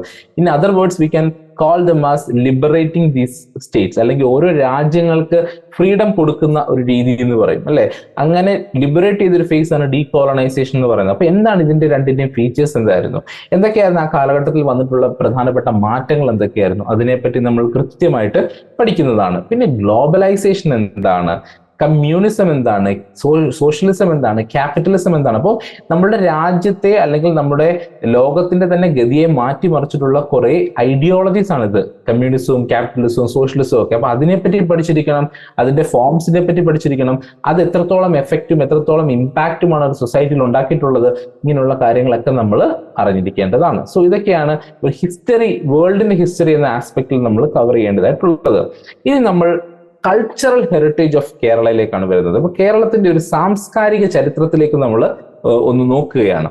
അപ്പം cultural heritage of Kerala art forms. കേരളത്തിന്റെ ആർട്ട് ഫോംസ് എന്തൊക്കെയായിരുന്നു, ലിറ്ററേച്ചർ എങ്ങനെയായിരുന്നു, അതേപോലെ തന്നെ സ്കൾപ്ചർ എങ്ങനെയായിരുന്നു, ആർക്കിടെക്ചർ എങ്ങനെയായിരുന്നു, നമ്മളുടെ ഒരു സൊസൈറ്റിയുടെ ഒരു സ്ട്രക്ചർ എങ്ങനെയായിരുന്നു, അതിന്റെ ഫീച്ചേഴ്സ് എന്തൊക്കെയായിരുന്നു, ഇതൊക്കെ നമ്മൾ മനസ്സിലാക്കിയിരിക്കണം. Kerala tribal culture, pilgrimage, tourist places, folk culture, cinema, theatre. So നമ്മൾ ഈ പറയുന്ന പലപ്പോഴും എന്താ പറയുക, ഒരു വേറൊരു ഭാഗത്തേക്ക് നമ്മൾ ഒരുപാട് പൊളിറ്റിക്കലി ആസ്പെക്ട്സിലേക്ക് നമ്മൾ എപ്പോഴും ശ്രദ്ധിക്കാറുണ്ട്. അതേപോലെ തന്നെ എക്കണോമിക് ആസ്പെക്ട്സിലേക്ക് ശ്രദ്ധിക്കാറുണ്ട്, ജോഗ്രഫിക്കൽ ആസ്പെക്ട്സിലേക്ക് ശ്രദ്ധിക്കാറുണ്ട്. എന്നാൽ ആർട്ട് എന്ന് പറയുന്ന ഒരു ആസ്പെക്ട്സിലേക്ക് ചിലപ്പോൾ പലപ്പോഴും നമ്മൾ കണക്ട് ചെയ്യാറില്ല. പക്ഷെ അവിടെ കണക്ട് ചെയ്യേണ്ട ഇമ്പോർട്ടൻസ് ഉണ്ട്. കാരണം ഈ ആർട്ട് വളരെയധികം റോള് നമ്മളുടെ ഒരു സമൂഹത്തെ രൂപീകരിക്കുന്നതിൽ വരുത്തിയിട്ടുണ്ട്, അല്ലെങ്കിൽ ഇമ്പാക്ട് ചെയ്തിട്ടുണ്ടെന്നുള്ളതാണ് ഒരു സത്യം. സോ അതുകൊണ്ട് തന്നെ കേരളത്തിന്റെ ഒരു ട്രൈബൽ കൾച്ചറിനെ പറ്റി നമ്മൾ അറിഞ്ഞിരിക്കണം, നമ്മുടെ പിൽഗ്രിമേജിനെ പറ്റി അറിഞ്ഞിരിക്കണം, നമ്മുടെ ഇമ്പോർട്ടൻ്റ് ആയിട്ടുള്ള ടൂറിസ്റ്റ് പ്ലേസസിനെ പറ്റി അറിഞ്ഞിരിക്കണം, ഫോക്ക് കൾച്ചറിനെ പറ്റി അറിഞ്ഞിരിക്കണം, സിനിമ, തിയേറ്റർ, ഇതിനെപ്പറ്റിയൊക്കെ നമുക്ക് ഒരു ധാരണ ഉണ്ടായിരിക്കണം. ഇനി history and evolution of Malayalam language and literature, very important. അപ്പോൾ മലയാളം ലാംഗ്വേജിന്റെയും ലിറ്ററേച്ചറിന്റെയും ഒരു ഹിസ്റ്ററിയും അതിന്റെ എവല്യൂഷനും എങ്ങനെയാണെന്നുള്ള കാര്യവും നമ്മൾ കൃത്യമായിട്ട് മനസ്സിലാക്കിയിരിക്കണം. ഇനിയും അടുത്ത ഒരു സെക്ഷൻ എന്ന് പറയുന്നത് നമ്മളുടെ ഒരു പൊളിറ്റിക്കൽ ആസ്പെക്ട്സിലേക്ക് അല്ലെങ്കിൽ ഒരു കോൺസ്റ്റിറ്റ്യൂഷണൽ ആസ്പെക്ട്സിലേക്ക് നമ്മൾ തിരിയുന്ന ഒരു സെക്ഷനാണ്. അപ്പം ഇന്ത്യൻ കോൺസ്റ്റിറ്റ്യൂഷനും പബ്ലിക് അഡ്മിനിസ്ട്രേഷനും പൊളിറ്റിക്കൽ സിസ്റ്റവും ഗവേണൻസും സോഷ്യൽ ജസ്റ്റിസും ഇന്റർനാഷണൽ റിലേഷൻസും ഒക്കെ കൂടി വരുന്ന ഒരു സെക്ഷനാണ് ഈ ഡി എന്ന് പറയുന്നത്. സോ എന്തൊക്കെയാണ് ഇതിനകത്ത് നമ്മൾ മെയിൻ ആയിട്ട് കവർ ചെയ്യാനായിട്ട് പോകുന്നത്? ഒന്ന്, Indian constitution and it's salient features. അപ്പൊ നമ്മൾ ഇനിയും പറയാൻ പോകുന്ന മിക്കവാറുമുള്ള എല്ലാ കാര്യങ്ങളും ഈ ഇന്ത്യൻ കോൺസ്റ്റിറ്റ്യൂഷൻ ആൻഡ് സാലിയന്റ് ഫീച്ചേഴ്സിനകത്ത് വരുന്നത് തന്നെയാണ് ആക്ച്വലി സ്പീക്കിംഗ്. കാരണം ഇന്ത്യൻ കോൺസ്റ്റിറ്റ്യൂഷൻ അത്രത്തോളം വാസ്റ്റ് ആയിട്ടുള്ള ഒരു ഡോക്യുമെന്റ് ആണ്. അടുത്തത് വരുന്നത് functions and responsibilities of the union and the States. അപ്പം യൂണിയൻ നമുക്കറിയാം, നമ്മുടെ യൂണിയൻ എന്ന് പറയുന്നത് ഇന്ത്യൻ ഗവൺമെന്റ് ആണ്, സെൻട്രൽ ഗവൺമെന്റ്. സെൻട്രൽ ഗവൺമെന്റ് കൊണ്ട് നമുക്ക് വിവിധ സംസ്ഥാനങ്ങളുണ്ട്. ഈ സംസ്ഥാനങ്ങളിലൊക്കെ എന്തുണ്ട്, ഓരോരോ സ്റ്റേറ്റുകളും അല്ലെങ്കിൽ ഗവൺമെന്റ്സും ഉണ്ട്. അപ്പൊ എങ്ങനെയായിരുന്നു ഇവർ തമ്മിലുള്ള റിലേഷൻ, എങ്ങനെയായിരുന്നു ഇവരുടെ ഫങ്ഷൻസ് എന്തൊക്കെയാണ്, ഇവരുടെ റെസ്പോൺസിബിലിറ്റീസ് എന്തൊക്കെയാണ്, അത് കൃത്യമായിട്ട് നമ്മൾ അറിഞ്ഞിരിക്കണം. Parliament and state legislature, structure, function, power and privileges, very important. അപ്പൊ ഞാൻ നേരത്തെ പറഞ്ഞിരുന്നു, നമ്മുടെ ഒരു രാജ്യത്തിന്റെയും ആയാലും നമ്മളുടെ സമൂഹത്തിന്റെ ആയാലും ഒക്കെ ഒരു ഘടനയെ നിയന്ത്രിക്കുന്ന, അതിന്റെ ഒരു ലൈഫിനെ നിയന്ത്രിക്കുന്ന ഒരു ഇമ്പോർട്ടന്റ് ആസ്പെക്ട് ആണ് നിയമങ്ങൾ എന്ന് പറയുന്നത്. അപ്പൊ നിയമങ്ങൾ ഉണ്ടാക്കുന്ന സഭകൾ ഏതൊക്കെയാണെന്നുള്ളതാണ്. നമ്മളുടെ സെൻട്രൽ ഗവൺമെന്റിലേക്ക് നമ്മൾ നോക്കുമ്പോൾ നമ്മുടെ നിയമനിർമ്മാണ സഭ എന്ന് പറയുന്നത് പാർലമെന്റ് ആണ്. എന്നാൽ നമ്മളുടെ സംസ്ഥാനങ്ങളിലേക്ക് നോക്കുമ്പോൾ അതിന്റെ നിയമനിർമ്മാണ സഭ എന്ന് പറയുന്നത് സ്റ്റേറ്റ് ലെജിസ്ലേച്ചേഴ്സ് ആണ്. അപ്പൊ രണ്ടിനെ പറ്റി നമുക്ക് കൃത്യമായിട്ടുള്ള ഒരു ധാരണ ഉണ്ടായിരിക്കേണ്ടതാണ്. അപ്പം പാർലമെന്റിനെ പറ്റി അറിഞ്ഞിരിക്കണം, അതിന്റെ സ്ട്രക്ചർ, ഫംഗ്ഷൻ, പവർ, പ്രിവിലേജസ് അറിഞ്ഞിരിക്കണം. ഇതേ കാര്യങ്ങൾ സ്റ്റേറ്റ് ലെജിസ്ലേച്ചറിനെ പറ്റിയും അറിഞ്ഞിരിക്കണം. ഇനി issues and challenges pertaining to federal structure, devolution of power and finances up to local levels and challenges therein.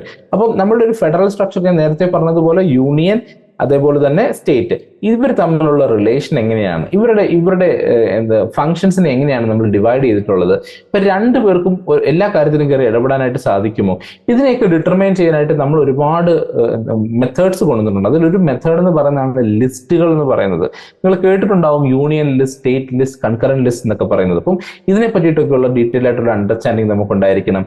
അതേപോലെ തന്നെ ഡിവല്യൂഷൻ ഓഫ് പവർ എന്ന് പറയുന്നത് ഇമ്പോർട്ടന്റ് ആണ്. അപ്പൊ നമുക്ക് ഒരു പവർ ഇങ്ങനെ നമ്മൾ എപ്പോഴും കേന്ദ്രീകരിച്ചു വെക്കാതെ പവറിനെ നമ്മൾ എന്ത് ചെയ്യണം, ഡിസിൻറ്റഗ്രേറ്റ് എന്നല്ല പറയുന്നത്, ഡീസെൻട്രലൈസ് ചെയ്യുക എന്ന് പറയും. അപ്പം നമ്മൾ മറ്റുള്ള സ്ഥാപനങ്ങൾക്ക് അതിൻ്റെതായിട്ടുള്ള അവകാശങ്ങളും അധികാരങ്ങളും കൊടുക്കുക. അതിനൊരു ബെസ്റ്റ് എക്സാമ്പിൾ ആണ് നമ്മുടെ ലോക്കൽ ഗവൺമെന്റ് സിസ്റ്റം എന്ന് പറയുന്നത്. നമ്മളുടെ നാട്ടിൽ നിലനിൽക്കുന്ന പഞ്ചായത്തുകൾ. ഇപ്പൊ നമുക്കൊരു വില്ലേജ് പഞ്ചായത്തുണ്ട്, ഒരു ബ്ലോക്ക് പഞ്ചായത്തുണ്ട്, ഒരു ഡിസ്ട്രിക്ട് പഞ്ചായത്തുണ്ട്. അപ്പൊ ഇതൊക്കെ വളരെയധികം നമ്മളുടെ അധികാര വികേന്ദ്രീകരണത്തിന് നമുക്ക് സഹായിക്കുന്നതായിട്ടുള്ള കാര്യങ്ങളാണ്. സോ അതൊക്കെ എങ്ങനെയൊക്കെയാണ് നടക്കുന്നത്, ഇവിടേക്കുള്ള ഫിനാൻസസ് ഒക്കെ നമ്മൾ എങ്ങനെയാണ് കൊടുക്കുന്നത്, സെൻട്രൽ ഗവൺമെന്റ് എങ്ങനെയാണ് ഫിനാൻസുകൾ സ്റ്റേറ്റ് ഗവൺമെന്റിലേക്ക് അലോക്കേറ്റ് ചെയ്യുന്നത്, അതുപോലെ സ്റ്റേറ്റ് ഗവൺമെന്റ് എങ്ങനെയാണ് ഫിനാൻസ് ഈ ലോക്കൽ സെൽഫ് ഗവൺമെന്റിലേക്ക് അലോക്കേറ്റ് ചെയ്യുന്നത്, അതൊക്കെ നമുക്ക് ഇമ്പോർട്ടന്റ് ആണ്.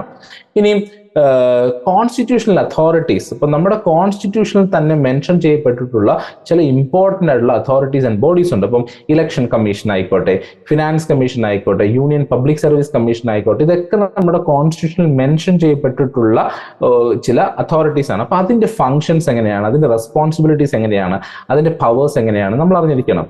പിന്നെ പഞ്ചായത്ത് രാജ്. ഇപ്പം ഇന്ത്യയുടെ തന്നെ ഒരു മുഖം മാറ്റിമറിച്ചിട്ടുള്ള ഒരു ഇമ്പോർട്ടന്റ് പോളിസി ആയിരുന്നു പഞ്ചായത്ത് രാജ് എന്ന് പറയുന്നത്. അതാണ് നമ്മൾ നേരത്തെ പറഞ്ഞ ഡീസെൻട്രലൈസേഷൻ, നമ്മളുടെ ലോക്കൽ സെൽഫ് ഗവൺമെന്റിന് കൂടുതലായിട്ടുള്ള അധികാരം കൊടുക്കുക എന്നുള്ളത്. സോ ആ പഞ്ചായത്ത് രാജിന്റെ ഫീച്ചേഴ്സ് എന്തൊക്കെയാണ്, നമ്മളുടെ പബ്ലിക് പോളിസിയും ഗവേണൻസും എങ്ങനെയൊക്കെയാണ് നടക്കുന്നത്. ഇനി എൽ പി ജി എന്ന് പറയുന്നത് ഗവേണൻസിൽ കൊണ്ടുവന്നിട്ടുള്ള മാറ്റങ്ങൾ എന്തൊക്കെയാണ്. സോ ഇങ്ങനെയുള്ള എല്ലാ ആസ്പെക്ട്സും നമ്മൾ ഈ പോളിറ്റിയുടെ ഭാഗമായിട്ട് അല്ലെങ്കിൽ കോൺസ്റ്റിറ്റ്യൂഷന്റെ ഭാഗമായിട്ട് നമ്മൾ ഡിസ്കസ് ചെയ്യണം. ഇനി statutory regulatory regulatory and quasi judicial bodies വളരെ ഇമ്പോർട്ടൻ്റ് ആണ്. കാരണം നമ്മുടെ നിയമനിർമ്മാണ സഭ പോലെ തന്നെ ഇമ്പോർട്ടൻ്റ് ആണ് ഇവിടുത്തെ നീതിന്യായ വ്യവസ്ഥയും. അപ്പൊ നീതിന്യായ വ്യവസ്ഥയെ തന്നെ പല തട്ടിൽ നമ്മൾ നോക്കുകയാണെങ്കിൽ അവിടെ വരുന്ന കാര്യങ്ങളാണ് statutory, regulatory and quasi judicial bodies എന്ന് പറയുന്നത്. അപ്പം ചിലതിന് ചിലപ്പോൾ സുപ്രീം കോർട്ട് പോലെ പവർ ഉണ്ടാവണമെന്നില്ല, അല്ല ഹൈക്കോർട്ട് പോലെ ഒരു കോടതിയുടെ പവർ ഉണ്ടാവണമെന്നില്ല. എന്നാൽ പല തീരുമാനങ്ങളും എടുക്കാനായിട്ടുള്ള പവർ, അധികാരം ആ ബോഡികൾക്ക് ഉണ്ടായിരിക്കുന്നതാണ്. സോ അങ്ങനെയുള്ള ആസ്പെക്ട്സിനെ പറ്റി ഡിസ്കസ് ചെയ്യുന്ന ഒരു ഏരിയയാണ് ഇവിടെ. ഇനിയും rights issues, human rights, women's rights, SC and ST rights, child rights etcetera. അപ്പം റൈറ്റ്സിനെ പറ്റി നമ്മൾ ബോധവാന്മാരായിരിക്കണം. ആ റൈറ്റ്സിനകത്ത് എന്തൊക്കെയാണ് വരുന്നത്, അതിന്റെ ഫീച്ചേഴ്സ് എന്തൊക്കെയാണ്, ഇതൊക്കെ നമ്മൾ മനസ്സിലാക്കിയിരിക്കണം. ഇപ്പം നമ്മളെടുത്ത് റൈറ്റ്സ് എന്ന് പറയുമ്പോൾ നമുക്ക് ആദ്യം ഓടി വരുന്ന ഒരു കാര്യം എന്ന് പറഞ്ഞാൽ ഫണ്ടമെന്റൽ റൈറ്റ് ആയിരിക്കും. അത് നമ്മൾ ഓൾറെഡി ഈ ഇന്ത്യൻ കോൺസ്റ്റിറ്റ്യൂഷൻ ആൻഡ് സാലിയന്റ് ഫീച്ചേഴ്സിനകത്ത് നമ്മൾ പഠിക്കുന്നതാണ്. ഇനി ഒരു ഇന്റർനാഷണൽ ലെവലിലേക്ക് നമ്മൾ പോകുമ്പോൾ നമ്മൾ മനസ്സിലാക്കേണ്ട കാര്യമാണ് ഇന്ത്യയുടെ ഫോറിൻ പോളിസി എങ്ങനെയാണ് എന്ന് വെച്ച് കഴിഞ്ഞാൽ, ഇന്ത്യ എന്ന് പറയുന്ന രാജ്യം മറ്റുള്ള രാജ്യങ്ങളുമായിട്ട് എങ്ങനെയാണ് കണക്ട് ചെയ്യപ്പെട്ടിരിക്കുന്നത്, നമ്മളുടെ ഒരു അപ്രോച്ച് എങ്ങനെയാണ്, ഓരോ രാജ്യങ്ങളുമായിട്ടുള്ള അപ്രോച്ച് എങ്ങനെയാണ്, നമ്മൾ വളരെ ഫ്രണ്ട്ലി ആയിട്ടാണോ അവരോട് അപ്രോച്ച് ചെയ്യുന്നതോ, അതോ നമുക്കൊരു കോഡിയൽ റിലേഷൻ ആണോ, അല്ലെങ്കിൽ അവിടെ ഒരു കോൺഫ്ലിക്ച്വൽ റിലേഷൻ ഉണ്ടോ എന്നൊക്കെയുള്ള കാര്യങ്ങൾ മനസ്സിലാക്കാനായിട്ട് നോക്കണമെന്നുണ്ടെങ്കിൽ നമുക്ക് അതിന്റെ ഇന്ത്യയുടെ ഫോറിൻ പോളിസിയെ പറ്റി മനസ്സിലാക്കേണ്ടതാണ്. അപ്പം ഫോറിൻ പോളിസി ഇന്ത്യക്ക് വളരെ ഗ്രൗണ്ടഡ് ആയിട്ടുള്ള ചില ഫൗണ്ടേഷണൽ എലമെന്റ്സ് ഉണ്ട് ഫോറിൻ പോളിസിയിൽ. അപ്പൊ അതിനെപ്പറ്റി നമ്മൾ മനസ്സിലാക്കണം. അതേപോലെ തന്നെ ഓരോ അപ്രോച്ച് നമുക്ക് മനസ്സിലാക്കേണ്ടതായിട്ടുണ്ട്. ഇനി ഇന്റർനാഷണൽ ഓർഗനൈസേഷൻസ്, കാരണം നമ്മുടെ സംസ്ഥാനങ്ങൾ, പല സംസ്ഥാനങ്ങളുണ്ട്. ഈ സംസ്ഥാനങ്ങൾ തമ്മിൽ എന്തെങ്കിലും പ്രശ്നങ്ങളൊക്കെ ഉണ്ടെങ്കിൽ നമുക്ക് ചിലപ്പോൾ സെൻട്രൽ ഗവൺമെന്റിന്റെ ഇടപെടലോട് കൂടി നമുക്ക് അതിനെ പരിഹരിക്കാനായിട്ട് സാധിക്കും. എന്നാൽ രാജ്യങ്ങൾ തമ്മിൽ പ്രശ്നമാകുകയാണെന്നുണ്ടെങ്കിൽ എങ്ങനെ നമുക്ക് അതിനെ പരിഹരിക്കാൻ സാധിക്കും? അപ്പൊ ഈ രാജ്യങ്ങളൊക്കെ അക്സെപ്റ്റ് ചെയ്തിട്ടുള്ള ഏതെങ്കിലും ഇന്റർനാഷണൽ ഓർഗനൈസേഷൻസ് വളരെ ഇമ്പോർട്ടന്റ് ആണ്, അവരുടെ എക്സിസ്റ്റൻസ് വളരെ ഇമ്പോർട്ടൻസ് ആണ്. സോ അതിനെപ്പറ്റി നമ്മൾ പഠിക്കും. ഇന്റർനാഷണൽ ട്രീറ്റീസിനെ പറ്റിയും ഫോറത്തെ പറ്റിയൊക്കെ നമ്മൾ പഠിക്കും. അവരുടെ സ്ട്രക്ചറും മാൻഡേറ്റും ഒക്കെ എങ്ങനെയാണെന്ന് നമ്മൾ അറിഞ്ഞിരിക്കും. അപ്പം അതിനൊരു ഉദാഹരണം പറയുകയാണെങ്കിൽ, ഇപ്പം യുണൈറ്റഡ് നേഷൻസ് ഓർഗനൈസേഷൻ എങ്ങനെയാണ് ഫംഗ്ഷൻ ചെയ്യുന്നത്, WTO വേൾഡ് ട്രേഡ് ഓർഗനൈസേഷൻ എങ്ങനെയാണ് ഫംഗ്ഷൻ ചെയ്യുന്നത്, അതിനകത്ത് എല്ലാ രാജ്യങ്ങളും ഒപ്പുവെച്ചിട്ടുണ്ടോ? അപ്പൊ ഇങ്ങനെയുള്ള ആസ്പെക്ട്സിനെ പറ്റിയൊക്കെ നമുക്ക് അറിഞ്ഞിരിക്കേണ്ടതായിട്ടുണ്ട്. ഇനി judiciary in India very very important. ഇപ്പം ലെജിസ്ലേച്ചർ, എക്സിക്യൂട്ടീവ് ആൻഡ് ജുഡീഷ്യറി 3 ഭാഗങ്ങളാണ്. അതിനകത്ത് ഏറ്റവും ഇമ്പോർട്ടന്റ് ആയിട്ട് വരുന്ന ഭാഗങ്ങളാണ് 3. എന്നാൽ പോലും നീതിന്യായ വ്യവസ്ഥ എന്ന് പറയുന്നത് നമ്മളുടെ എല്ലാവരും നമ്മൾ അവസാനം എത്തിച്ചേരുന്ന ഒരു ഏരിയയാണ്, അല്ലെ?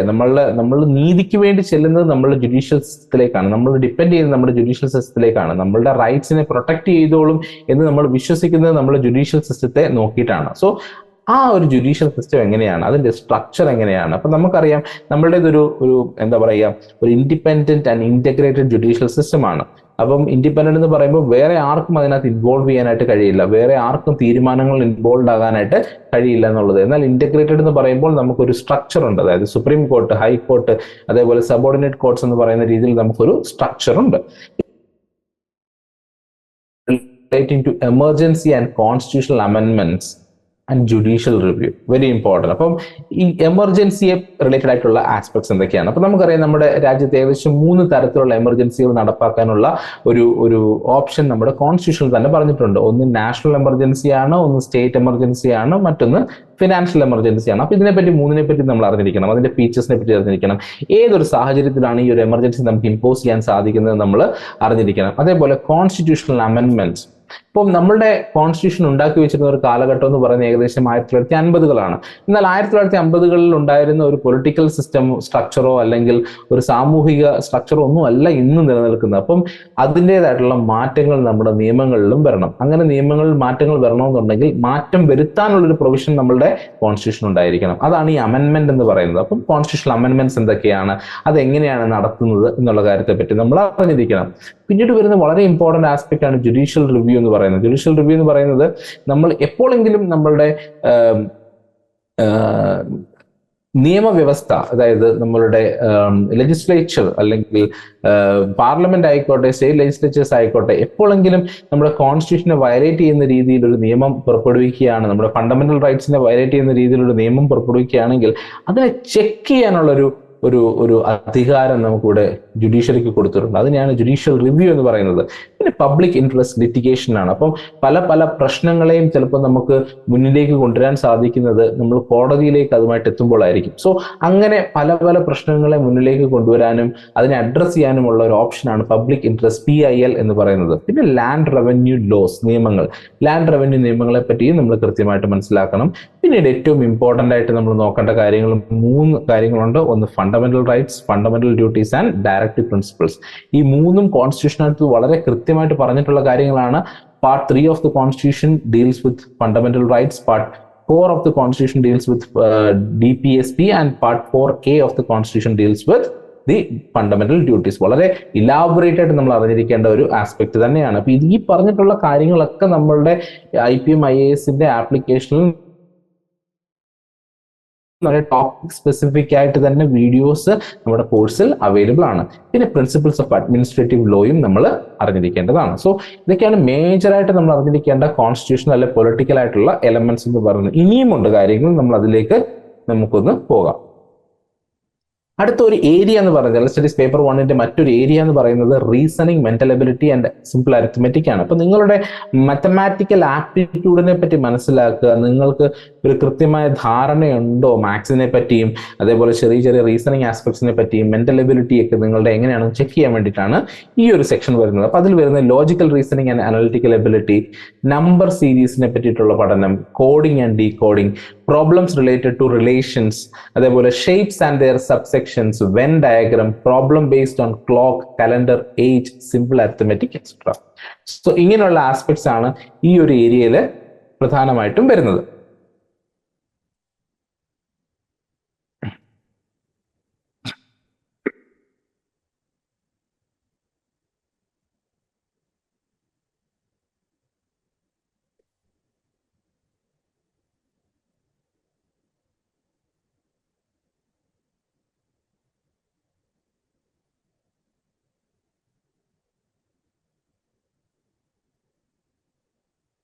അടുത്തതായിട്ട് ജനറൽ സ്റ്റഡീസ് പേപ്പർ 1ൽ വരുന്ന ഒരു ഏരിയ എന്ന് പറയുന്നത് ജോഗ്രഫിയാണ്. Okay, general geography, solar system, motion of earth, concept of time, seasons, internal structure of the earth, major land forms and their features etcetera. So ഇതൊക്കെ നമ്മൾ ജോഗ്രഫിയിൽ ഈ പറഞ്ഞിട്ടുള്ള കാര്യങ്ങളൊക്കെ തന്നെ നമ്മളുടെ UPSCയുടെ സിവിൽ സർവീസ് എക്സാമിനേഷൻ സിലബസിനകത്ത് വരുന്ന നമ്മൾ പഠിക്കുന്നതായിട്ടുള്ള ആസ്പെക്ട്സ് തന്നെയാണ്.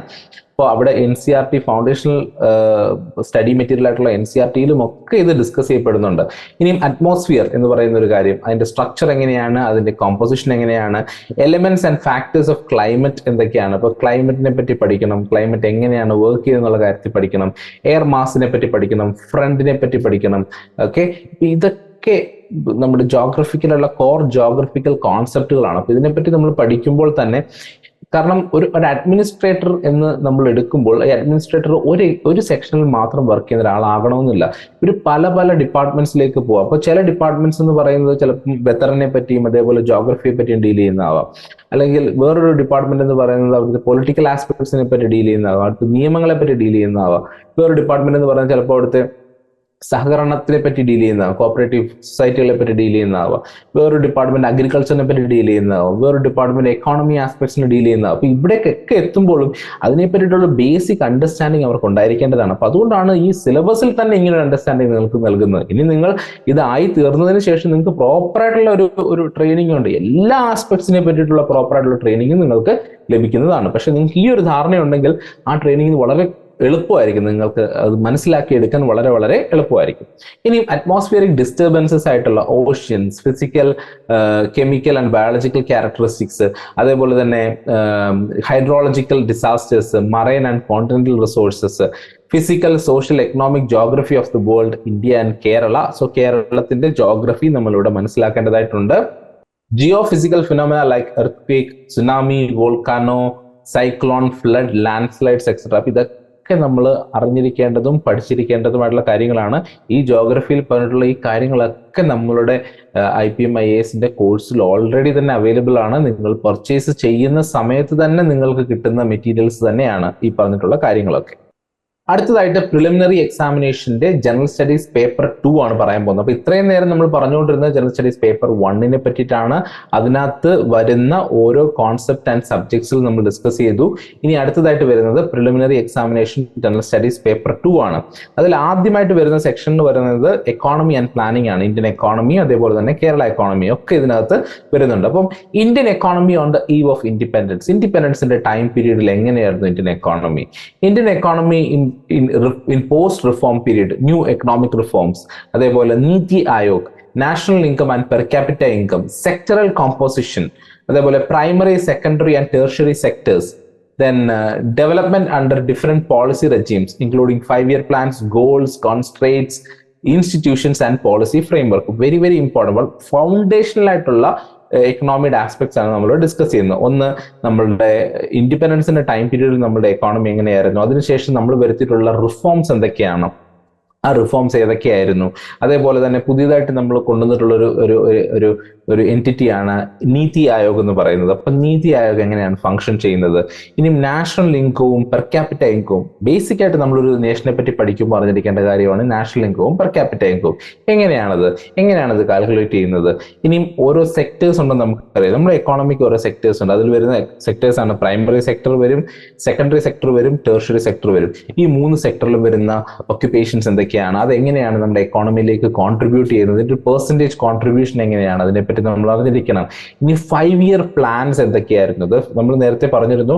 നമ്മൾക്ക് ഇൻഡിപെൻഡൻസ് കിട്ടിയ സമയത്ത് നമുക്ക് തന്നെ ഒരു ക്ലാരിറ്റി ഇല്ല, എന്ത് ചെയ്യണം, എങ്ങനെ അലോക്കേറ്റ് ചെയ്യണം, എങ്ങനെ ഫണ്ടിനെ നിയന്ത്രിക്കണം എന്നുള്ള കാര്യത്തിലൊന്നും നമുക്കൊരു ധാരണയില്ലാതിരുന്ന കാലത്ത് നമ്മൾ കൊണ്ടുവന്ന ഒരു പോളിസിയാണ് 5-year പ്ലാൻസ് എന്ന് പറയുന്നത്. അപ്പൊ അതിന്റെ ഗോൾസിനെ പറ്റിയും അതെങ്ങനെയാണ് വർക്ക് ചെയ്തിരുന്നതിനെ പറ്റിയും ഒക്കെ നമ്മൾ അറിഞ്ഞിരിക്കേണ്ടതാണ്. അപ്പൊ ഇതൊക്കെ ഇക്കോണമിക്കകത്ത് വരുന്ന കോൺസെപ്റ്റുകളാണ്. ഇനി അടുത്തതായിട്ട് അഗ്രികൾച്ചറൽ ഒരു ആസ്പെക്റ്റിലേക്ക് വരികയാണെന്നെങ്കിൽ അഗ്രികൾച്ചർ സെക്ടറിനെ പറ്റി നമ്മൾ പ്രോപ്പറായിട്ട് മനസ്സിലാക്കണം. ലാൻഡ് റിഫോംസ് ഇൻ ഇന്ത്യ, അപ്പോൾ ഓരോ കാലഘട്ടത്തിൽ വന്നിട്ടുള്ള റിഫോമുകൾ എന്തൊക്കെയാണ്, ലാൻഡുമായിട്ട് ബന്ധപ്പെട്ടുള്ള റിഫോംസ് എന്തൊക്കെയാണ്, ടെക്നോളജിക്കൽ ചേഞ്ച് ഇൻ അഗ്രികൾച്ചർ. ഇപ്പം അഗ്രികൾച്ചർ അന്ന് ചിലപ്പോൾ നമ്മൾ മാനുവൽ ലേബർ മാത്രമായിരുന്നു, ആളുകൾ മാത്രം വർക്ക് ചെയ്യുന്ന ഒരു ഇതാണെന്നുണ്ടെങ്കിൽ ഇന്ന് വരുമ്പോഴേക്കും അത് മാറി വളരെ മെക്കനൈസ്ഡ് ആയിട്ട് മാറിയിട്ടുണ്ട്. മെഷീൻസ് നമ്മൾ വളരെയധികം യൂസ് ചെയ്യുന്നുണ്ട്. കാരണം നമ്മളുടെ ഇൻക്രീസിങ് ഡിമാൻഡിനെ നമുക്ക് മീറ്റ് ചെയ്യണമെന്നുണ്ടെങ്കിൽ നമ്മളുടെ ചെറിയ പ്രൊഡക്ടിവിറ്റി വെച്ച് പറ്റില്ല. നമുക്ക് പ്രൊഡക്ടിവിറ്റി വളരെയധികം ഇൻക്രീസ് ചെയ്യേണ്ടതായിട്ടുണ്ട്. സോ അതിന്റെ ഭാഗമായിട്ടാണ് നമുക്ക് ഈ ടെക്നോളജിക്കൽ അഡ്വാൻസ്മെന്റ് അഗ്രികൾച്ചറിൽ വന്നിട്ടുള്ളത്. ഇനി നമ്മളുടെ മേജർ ക്രോപ്സ് ഏതൊക്കെയാണ്, ക്രോപ്പിംഗ് പാറ്റേൺസ്, രാജ്യത്തിന്റെ പല ഭാഗത്തും നമുക്ക് എല്ലാം ഒരേ ടൈപ്പ് ഓഫ് ക്രോപ്പ് അല്ല കാണുന്നത്. പല ഭാഗത്തിന്റെ ജോഗ്രഫിക്കൽ സ്ട്രക്ചർ അനുസരിച്ച് അവിടുത്തെ സോയിലിന്റെ ടൈപ്പ് അനുസരിച്ചൊക്കെ നമുക്ക് ഈ ക്രോപ്പിംഗ് പാറ്റേണും ഒക്കെ മാറും. സോ എങ്ങനെയാണ് ഓരോ സ്ഥലങ്ങളിൽ ഈ ക്രോപ്പിംഗ് പാറ്റേൺ എങ്ങനെയാണ് വരുന്നത്, നമ്മൾ ഇറിഗേഷൻ പോളിസി എങ്ങനെയാണ്, then pricing of agricultural inputs and outputs, very very important. കാരണം ഈ പ്രൈസിങ് എന്ന് പറയുന്നത് ഇമ്പോർട്ടൻ്റ് ആണ്. കാരണം ഓരോ ഫാർമറിന്റെയും ഓരോ കർഷകന്റെയും നിലനിൽപ്പ് എന്ന് പറയുന്നത് അവരുണ്ടാക്കി വിടുന്ന പ്രോഡക്റ്റിന് ലഭിക്കുന്ന ഒരു വേതനത്തിനനുസരിച്ചാണ്, അത് ലഭിക്കുന്ന റിട്ടേൺ അനുസരിച്ചാണ്. അപ്പൊ ആ റിട്ടേൺ വളരെ കുറവാണെന്നുണ്ടെങ്കിൽ അങ്ങനെ ഒരു പ്രൊഫഷനിൽ അവർ നിന്നിട്ട് കാര്യമില്ല. സോ കൃത്യമായിട്ടുള്ള ഒരു വേതനം അതിന് ലഭിച്ചിരിക്കണം. അത് മാത്രമല്ല, അത് കൃത്യമായിട്ട് ലഭിച്ചില്ല എന്നുണ്ടെങ്കിൽ കർഷകർ എന്ന് പറയുന്ന ഒരു ഫൗണ്ടേഷണൽ സൊസൈറ്റിയുടെ തന്നെ ഒരു ഫൗണ്ടേഷനായിട്ടുള്ള കർഷകർ നമുക്ക് ഇല്ല എന്നുണ്ടെങ്കിൽ ആലോചിച്ച് നോക്കിയാൽ മതി, നമ്മളെല്ലാവരും പട്ടിണിയായി പോകുന്നുള്ള കാര്യം. അപ്പം അതെങ്ങനെയാണ് വർക്ക് ചെയ്യുന്നുള്ള കാര്യം മനസ്സിലാക്കണം. അഗ്രികൾച്ചറൽ ഫിനാൻസ് പോളിസീസ് എങ്ങനെയാണ് വർക്ക് ചെയ്യുന്നത് മനസ്സിലാക്കണം. Marketing, issues in food security, public distribution system. കാരണം ഫുഡ് സെക്യൂരിറ്റി വളരെ ഇമ്പോർട്ടൻ്റ് ആണ്. കാരണം പല സ്ഥലങ്ങളിലും ഫുഡിന്റെ ക്ഷാമമുണ്ട്. ഇപ്പൊ നമ്മളുടെ ഇന്ത്യ തന്നെ ഫേസ് ചെയ്യുന്ന one of the social problem എന്ന് പറയുന്നത് മറ്റൊന്നുമല്ല, അത് പോവർട്ടിയാണ്. ഇപ്പൊ പോവർട്ടി വരാനുള്ള പ്രധാന ഒരു കാരണം എന്ന് പറയുന്നത് അൺഎംപ്ലോയ്മെന്റ് ആണ്. സോ ഇങ്ങനെയുള്ള പല പല ആസ്പെക്ട്സിനെ നമ്മൾ എങ്ങനെയാണ് നമ്മൾ കൗണ്ടർ ചെയ്യാനായിട്ട് പോകുന്നത്. അപ്പോൾ ഫുഡ് സെക്യൂരിറ്റി വളരെ ഇമ്പോർട്ടൻ്റ് ആണ്. ഇനി പബ്ലിക് ഡിസ്ട്രിബ്യൂഷൻ സിസ്റ്റം, ഈ ഫുഡ് നമ്മൾ ഒരു ഭാഗത്ത് നമ്മൾ ഫുഡ് ഉണ്ടാക്കി സ്റ്റോർ ചെയ്തിട്ടൊന്നും കാര്യമില്ല, അത് എല്ലാവരിലേക്കും എത്തണം, നീഡഡ് ആയിട്ടുള്ള എല്ലാ ആളുകളിലേക്കും എത്തണം. അതിനു വേണ്ടിയിട്ട് ഗവൺമെന്റ് തുടങ്ങിയിട്ടുള്ള ഒരു ഇമ്പോർട്ടൻ്റ് ആയിട്ടുള്ള പോളിസിയാണ് ഈ പറഞ്ഞതുപോലെ public distribution system, PDS system എന്ന് പറയുന്നത്. പിന്നീട് വരുന്നതാണ് ഗ്രീൻ റെവല്യൂഷൻ എന്ന് പറയുന്നത്. അപ്പം നമ്മളുടെ അഗ്രികൾച്ചറൽ സിനാരിയോയിൽ തന്നെ ഒരു പാരഡൈം ഷിഫ്റ്റ്, ഒരു അട്ടിമറി പോലെയുള്ള ഒരു ചേഞ്ച് വന്നിട്ടുള്ള ഒരു സംഭവമാണ് നമ്മളുടെ ഗ്രീൻ റവല്യൂഷൻ എന്ന് പറയുന്നത്. അപ്പം ഡോക്ടർ MS സ്വാമിനാഥന്റെ ഇമ്പോർട്ടൻസ് വളരെ വളരെ വളരെ സ്പെസിഫിക് ആയിട്ട് നമ്മളിവിടെ മനസ്സിലാക്കണം. അതേപോലെ തന്നെ ഹൈ ഈൽഡിങ് വെറൈറ്റീസ് ഓഫ് ക്രോപ്സിനെ പറ്റി നമ്മൾ മനസ്സിലാക്കണം. ഫെർട്ടിലൈസേഴ്സിന്റെ യൂസേജിനെ പറ്റി നമ്മൾ മനസ്സിലാക്കണം. അപ്പൊ ഇതൊക്കെ ഇതിന്റെ ഭാഗമായിട്ട് വരുന്നതാണ്. പിന്നെ policies four sustainable agriculture and organic farming. കാരണം കുറേയൊക്കെ നമ്മൾ കെമിക്കലും ഫെർട്ടിലൈസേഴ്സും ഒക്കെ യൂസ് ചെയ്ത് കഴിയുമ്പോഴേക്കും ഇത് നമ്മളുടെ ആരോഗ്യത്തെ ബാധിക്കുന്ന ഒരു സ്റ്റേജ് കൂടെ എത്തും. അപ്പം അവിടെ നിന്നാണ് നമ്മൾ ഓർഗാനിക് ഫാമിങ്ങിലേക്ക് തിരിച്ചു പോകാനുള്ള ഒരു ശ്രമം നടത്തുന്നത്. പക്ഷെ ഓർഗാനിക് ഫാമിങ്ങിലേക്ക് പോകുമ്പോൾ ചിലപ്പോൾ നേരത്തെ കിട്ടിയിരുന്ന ഒരു പ്രൊഡക്ടിവിറ്റിയിലേക്ക് എത്താൻ പറ്റണമെന്നില്ല. സോ അതിന് വേണ്ടിയിട്ടുള്ള ടെക്നോളജീസ് നമ്മളിങ്ങനെ കണ്ടുപിടിച്ചുകൊണ്ടിരിക്കുകയാണ്. സോ ഇതൊക്കെയാണ് ഒരു അഗ്രികൾച്ചറൽ ആസ്പെക്റ്റിൽ നിന്ന് നമ്മൾ മനസ്സിലാക്കേണ്ടത്. അപ്പോൾ ഒരു ഫസ്റ്റ് സെക്ടറായിട്ട് തന്നെ വരുന്നതാണ് അഗ്രികൾച്ചർ എന്ന് പറയുന്നത്. കാരണം പ്രൈമറി സെക്ടറിന്റെ ഒരു ഭാഗമാണ് അഗ്രികൾച്ചർ. അടുത്തത് ഇൻഡസ്ട്രിയൽ പോളിസിയാണ്. അപ്പോൾ ഇൻഡസ്ട്രിയൽ സെക്ടർ അല്ലെങ്കിൽ secondary sector, public sector enterprises and their performance, growth and pattern of industrialisation. എങ്ങനെയാണ് നമ്മുടെ രാജ്യത്ത് ഇൻഡസ്ട്രിയലൈസേഷൻ നടന്നിട്ടുള്ളത്, അതിന് വേണ്ടിയിട്ട് വന്നിട്ടുള്ള ഘടകങ്ങൾ എന്തൊക്കെയായിരുന്നു, അതിനെ സപ്പോർട്ട് ചെയ്ത ഘടകങ്ങൾ എന്തൊക്കെയായിരുന്നു, സ്മോൾ സ്കെയിൽ സെക്ടർ എന്ന് പറഞ്ഞാൽ എന്താണ്, അതിലത് എന്തൊക്കെയാണ് വരുന്നത്, അവിടുത്തെ ഒരു ബജറ്റ് അലോക്കേഷൻ എങ്ങനെയായിരിക്കണം, പ്രൊഡക്ടിവിറ്റി ഇൻ ഇൻഡസ്ട്രിയൽ സെക്ടർ. ഇപ്പം ഇൻഡസ്ട്രിയൽ സെക്ടറിന്റെ പ്രൊഡക്ടിവിറ്റി, ഇപ്പം ഇൻഡസ്ട്രീസ് എന്ന് പറയുമ്പോൾ ഒരു ടൈപ്പ് ഓഫ് ഇൻഡസ്ട്രി മാത്രമല്ല നമുക്കുള്ളത്, പല ടൈപ്പ് ഓഫ് ഇൻഡസ്ട്രീസ് നമുക്കുണ്ട്. അപ്പം അതൊക്കെ എങ്ങനെയാണ് നമുക്ക് വേണ്ടി കോൺട്രിബ്യൂട്ട് ചെയ്യുന്നത്, സ്പെഷ്യൽ എക്കണോമിക് സോൺ എന്ന് വെച്ച് കഴിഞ്ഞാൽ എന്താണ്, പിന്നെ foreign investment and competition policy. ഇപ്പോൾ നമുക്ക് എല്ലാവർക്കും അറിയാം world is A globalised one. Globalised one ആകുമ്പോൾ തന്നെ ഈ എൻ്റയർ എക്കോണമിയെ നമുക്കൊരു സിംഗിൾ അംബ്രല അണ്ടറിലേക്ക് കൊണ്ടുവരാനായിട്ട് സാധിക്കും. അതുകൊണ്ട് തന്നെ ഇന്ത്യയിലെ പല പോളിസികളിലേക്കും ഇൻവെസ്റ്റ് ചെയ്യുന്ന പല ഫോറിനേഴ്സും ഉണ്ട്. അപ്പോൾ ആ ഇൻവെസ്റ്റ്മെന്റ് പോളിസീസ് ഇൻഡസ്ട്രിയിൽ എങ്ങനെയാണ് നടക്കുന്നത്, അതിന് ലിബറലൈസേഷന് ഈ ഒരു എക്കോണമിയിൽ കൊണ്ടുവന്നിട്ടുള്ള മാറ്റങ്ങൾ എന്തൊക്കെയാണ്, ഇ കൊമേഴ്സ്, അതായത് നമ്മളുടെ ഏറ്റവും അഡ്വാൻസ്ഡ് ആയിട്ടുള്ള ഒരു ഏരിയയാണ് ഇ കൊമേഴ്സ് എന്ന് പറയുന്നത്. ഈ നമ്മളുടെ വേൾഡ് വൈഡ് വെബും അതേപോലെ ഇന്റർനെറ്റും ഒക്കെ ഉപയോഗിച്ചുകൊണ്ട് നമ്മളുടെ അഗ്രികൾച്ചറിനെ ആയാലും ഇൻഡസ്ട്രി ആയാലും ഒക്കെ നമുക്ക് എങ്ങനെ പ്രൊമോട്ട് ചെയ്യാം എന്നൊക്കെയുള്ള കാര്യങ്ങൾ. സോ ഇ കൊമേഴ്സ് നമ്മളുടെ ഒരു ഇക്കോണമിയിൽ കൊണ്ടുവരുന്ന മാറ്റങ്ങൾ, എസ്പെഷ്യലി ഇൻഡസ്ട്രിയൽ സെക്ടറിൽ കൊണ്ടുവരുന്ന മാറ്റങ്ങൾ എന്തൊക്കെയാണ്, അതിനെപ്പറ്റിയൊക്കെ നമ്മൾ അറിഞ്ഞിരിക്കേണ്ടതായിട്ടുണ്ട്. ഇപ്പം നമ്മൾ ഡിജിറ്റൽ എക്കോണമി എന്ന് കേട്ടിട്ടുണ്ടാവും. അതേപോലെ തന്നെ സ്റ്റാർട്ടപ്പ് ഇന്ത്യ എന്നൊക്കെയുള്ള കോൺസെപ്റ്റ്സിനെ പറ്റിയിട്ടൊക്കെ നമ്മൾ കേട്ടിട്ടുണ്ടാവും. ഇതൊക്കെ ഈ നമ്മുടെ ഡിജിറ്റൽ സ്പേസിൽ ബന്ധപ്പെട്ട് നിൽക്കുന്നതാണ്. എന്നാൽ ഡിജിറ്റൽ സ്പേസിൽ മാത്രമല്ല, അതിന്റെ ആപ്ലിക്കേഷൻസ് ഒരു ഫിസിക്കൽ സ്പേസിൽ നടക്കുന്നുമുണ്ട്. ഓക്കെ, അടുത്തത് ഇൻഫ്രാസ്ട്രക്ചർ ഇൻ ഇന്ത്യൻ എക്കോണമിയാണ്. കാരണം ഒരു രാജ്യത്തിന്റെ ഡെവലപ്മെന്റിനെ നമ്മൾ മനസ്സിലാക്കേണ്ടത് അവിടുത്തെ ഇൻഫ്രാസ്ട്രക്ചർ നോക്കിയിട്ടാണ്. ഇപ്പൊ റോഡ്സ് ആവാം, റെയിൽവേസ് ആകാം, എയർപോർട്ട്സ് ആകാം, ഇതൊക്കെ ഇൻഫ്രാസ്ട്രക്ചറിന്റെ ഭാഗമാണ്. അപ്പൊ അതിനെപ്പറ്റി നമ്മൾ കൂടുതലായിട്ട് മനസ്സിലാക്കണം. ഇൻഫ്രാസ്ട്രക്ചറിന്റെ ഇമ്പോർട്ടൻസിനെ പറ്റി മനസ്സിലാക്കണം. വാട്ടർ സപ്ലൈ ആൻഡ് സാനിറ്റേഷനെ പറ്റി മനസ്സിലാക്കണം. വാട്ടർ സപ്ലൈ ഇൻഫ്രാസ്ട്രക്ചർ നമ്മൾ ഡെവലപ്പ് ചെയ്യണം. സാനിറ്റേഷൻ പ്രോപ്പർ ആയിരിക്കണം എന്നുള്ളത്. കാരണം ഒരുപാട് പ്രശ്നങ്ങളെ നമുക്ക് തരണം ചെയ്യാൻ സാധിക്കും നമുക്ക് പ്രോപ്പർ ആയിട്ടുള്ള സാനിറ്റേഷൻ ഫെസിലിറ്റീസ് ഉണ്ടെങ്കിൽ, അല്ലെങ്കിൽ ഒരുപാട് ആരോഗ്യ പ്രശ്നങ്ങൾ ഉണ്ടാകാനുള്ള സാധ്യതയുമുണ്ട്. ഇനി എനർജി ആൻഡ് പവർ. ഓക്കെ, നമ്മളുടെ എനർജി ആൻഡ് പവർ കാരണം കോറാണ്. ഇപ്പോൾ ഇൻഡസ്ട്രി വർക്ക് ചെയ്യണമെങ്കിലും നമ്മളുടെ ഈവൻ ഹൗസ് ഹോൾഡിലെ ഓരോ ആസ്പെക്ട്സ് വർക്ക് ചെയ്യണമെങ്കിലും എനർജി ആൻഡ് പവർ വേണം. ഇപ്പൊ ഞാൻ ഈ ഒരു ക്ലാസ് നിങ്ങൾക്ക് വേണ്ടി എടുക്കുന്നത് പോലും എന്തിനെ ബേസ് ചെയ്തിട്ടാണ്, നമ്മളുടെ എനർജി ആൻഡ് പവറിനെ റിലൈ ചെയ്തുകൊണ്ട് തന്നെയാണ് നമ്മൾ ഈ ക്ലാസ്സസ് ഇപ്പോൾ ഇവിടെ എടുക്കുന്നത്. അപ്പോൾ അതിനെ പറ്റിയിട്ട് നമുക്ക് കൃത്യമായിട്ടുള്ള ധാരണ വേണം. നമ്മുടെ സയൻസ് ആൻഡ് ടെക്നോളജി എങ്ങനെ വർക്ക് ചെയ്യുന്നു എന്നുള്ള ധാരണ വേണം. അതേപോലെ റൂറൽ ആൻഡ് അർബൻ ഇൻഫ്രാസ്ട്രക്ചർ, കാരണം ഈ രണ്ടിടത്തും ഇൻഫ്രാസ്ട്രക്ചർ ഒരുപോലെ അല്ല. ഇപ്പോൾ അർബൻ ഏരിയാസിൽ നമ്മൾ കൊണ്ടുവരുന്ന പല ഇന്നോവേറ്റീവ് ആയിട്ടുള്ള ഇൻഫ്രാസ്ട്രക്ചേഴ്സും ചിലപ്പോൾ റൂറലിൽ നമ്മൾ കൊണ്ടുവരണമെന്നില്ല. കാരണം രണ്ടിടത്തെയും ജീവിത സാഹചര്യങ്ങൾ ഡിഫറെന്റ് ആണ്. ഇനി പോർട്ടുകൾ, റോഡുകൾ, എയർപോർട്ടുകൾ, റെയിൽവേകൾ, ടെലികമ്മ്യൂണിക്കേഷൻ, ഡാംസ്, ഇൻലാൻഡ് വാട്ടർവേസ്, ഇതൊക്കെ കൊണ്ടുവരുന്ന ഒരു മാറ്റമുണ്ട്. കാരണം പ്രോപ്പർ ആയിട്ടുള്ള റോഡ് ഫെസിലിറ്റി ഉണ്ടെങ്കിൽ തന്നെ നമുക്ക് കണക്ടിവിറ്റി ഈസി ആകുമ്പോൾ ആളുകളുടെ പ്രൊഡക്ടിവിറ്റി കൂടും.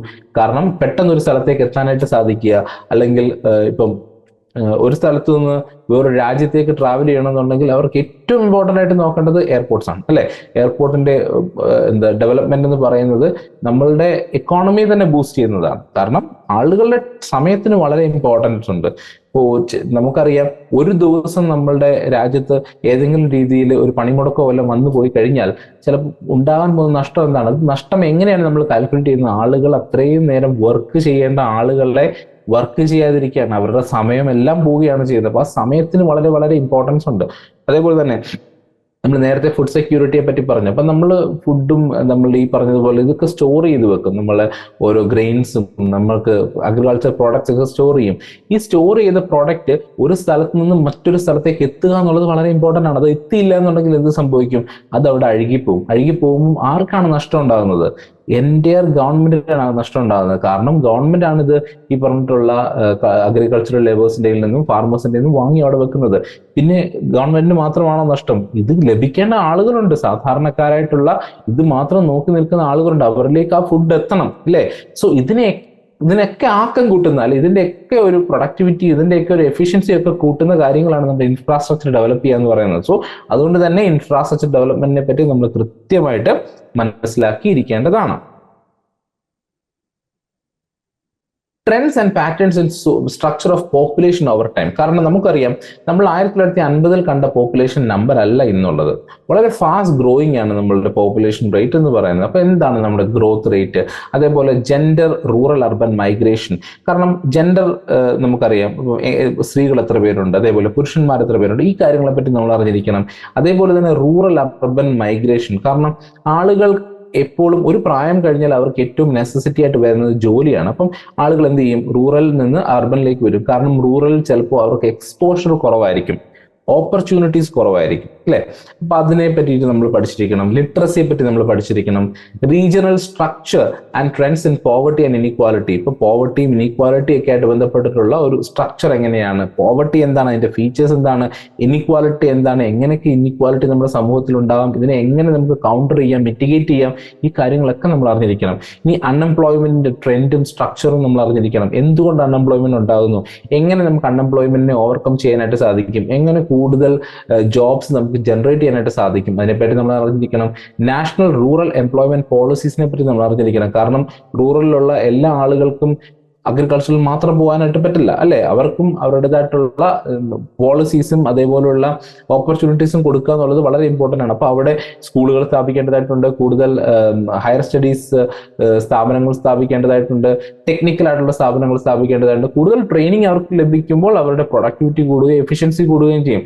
അങ്ങനെ എഫിഷ്യൻസി കൂടുമ്പോൾ അവരുടെ chances of getting into profession എന്ന് പറയുന്നത് കൂടുതലായിരിക്കും. സോ ഇങ്ങനെയൊക്കെയുള്ള ഏരിയാസ് നമ്മൾ അറിഞ്ഞിരിക്കണം. Physical quality of life index, അതേപോലെ ഹ്യൂമൻ ഡെവലപ്മെന്റ് ഇൻഡെക്സ്, അതേപോലെ human poverty index, gender development index, national happiness index etcetera.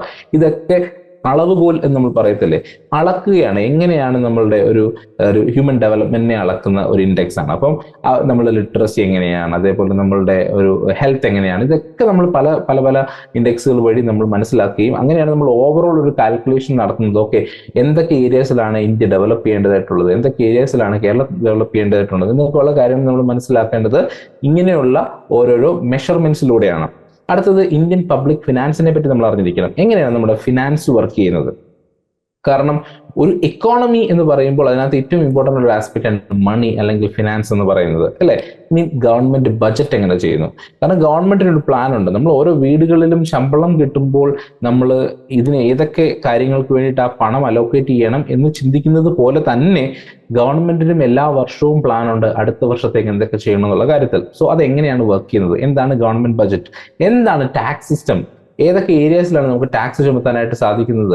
Public expenditure എന്താണ്? പബ്ലിക് ഡെറ്റ് എന്താണ്? അതേപോലെ തന്നെ deficit and subsidies in the Indian economy എന്താണ്? കാരണം നമുക്കറിയാം പലപ്പോഴും ചിലപ്പോൾ സബ്സിഡി കൊടുക്കാറുണ്ട്. അപ്പം ചിലപ്പോൾ ഒരു ലോൺ എടുത്തു കഴിഞ്ഞാൽ കുറെ എമൗണ്ട് നിങ്ങൾ പേ ചെയ്യേണ്ട ആവശ്യമില്ല, അതൊരു സബ്സിഡി ആയിരിക്കും എന്ന് പറയും.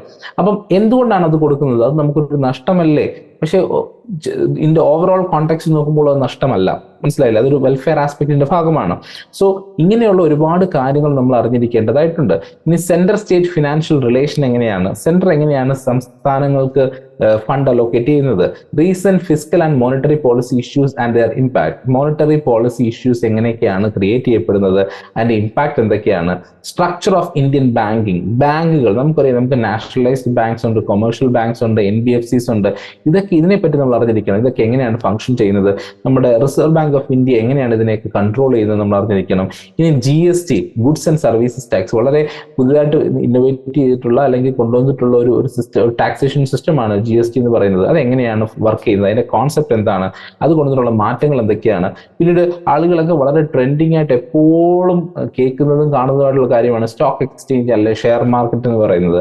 അതിനുള്ള ഒരുപാട് ആപ്ലിക്കേഷൻസ് ഒക്കെ ഇപ്പോൾ നമുക്ക് അവൈലബിൾ ആണ്. അപ്പം ഇപ്പോൾ ആളുകൾക്ക് അത് കുറച്ചുകൂടി ജനകീയമായിട്ട് വരികയാണ്. അപ്പം എങ്ങനെയാണ് സ്റ്റോക്ക് എക്സ്ചേഞ്ച് വർക്ക് ചെയ്യുന്നത്, സ്റ്റോക്ക് എക്സ്ചേഞ്ചിനെ നിയന്ത്രിക്കുന്നത് ആരൊക്കെയാണ്, ഇതൊക്കെയുള്ള കാര്യങ്ങളൊക്കെ നമുക്ക് കൃത്യമായിട്ടൊരു ധാരണ ഉണ്ടായിരിക്കേണ്ടതാണ്. ഇതിന്റെ ഒന്നും ഡീപ്പർ ആസ്പെക്ട്സിലേക്ക് പോകണമെന്നല്ല പറയുന്നത്, പക്ഷെ ഒരു ഓവറോൾ ധാരണ നമുക്ക് കൃത്യമായിട്ട് ഉണ്ടായിരിക്കണം. ഇതിനെ ബേസ് ചെയ്തൊരു ചോദ്യം വന്നു കഴിഞ്ഞാൽ അതിനെ അഡ്രസ് ചെയ്യാനുള്ളൊരു അണ്ടർസ്റ്റാൻഡിങ് നമ്മൾക്ക് ഉണ്ടായിരിക്കേണ്ടതാണ്. ഇനി അടുത്തതായിട്ട് trend, composition, structure and direction of India's foreign trade. കാരണം ഇന്ത്യയുടെ നിലനിൽപ്പ് എന്ന് പറയുന്നത് ഇന്ത്യയിൽ മാത്രം നടക്കുന്ന എക്കണോമിക് ട്രാൻസാക്ഷൻസ് കൊണ്ടല്ല, ഇന്ത്യയും മറ്റുള്ള രാജ്യങ്ങളിലേക്കുമുള്ള ട്രാൻസാക്ഷൻസും ഇവിടെ വളരെ വളരെ ഇമ്പോർട്ടൻ്റ് ആണ്. India's balance of payment situation in post reforms period. ഇന്ത്യയുടെ ട്രാൻസാക്ഷൻസുമായിട്ട് ബന്ധപ്പെട്ട് വരുന്നതാണ് ഈ ബാലൻസ് ഓഫ് പേയ്മെന്റ്സ് എന്ന് പറയുന്നത്. അത് എങ്ങനെയാണ് ഒരു പോസ്റ്റ് റിഫോം കഴിഞ്ഞതിന് ശേഷം എങ്ങനെയാണ് അത് വർക്ക് ചെയ്യുന്നത്, അതൊരു പോസിറ്റീവായിട്ടാണോ പോകുന്നതോ നെഗറ്റീവായിട്ടാണോ പോകുന്നത് എന്നുള്ള കാര്യത്തെ പറ്റിയൊക്കെ നമ്മൾ മനസ്സിലാക്കേണ്ടതായിട്ടുണ്ട്.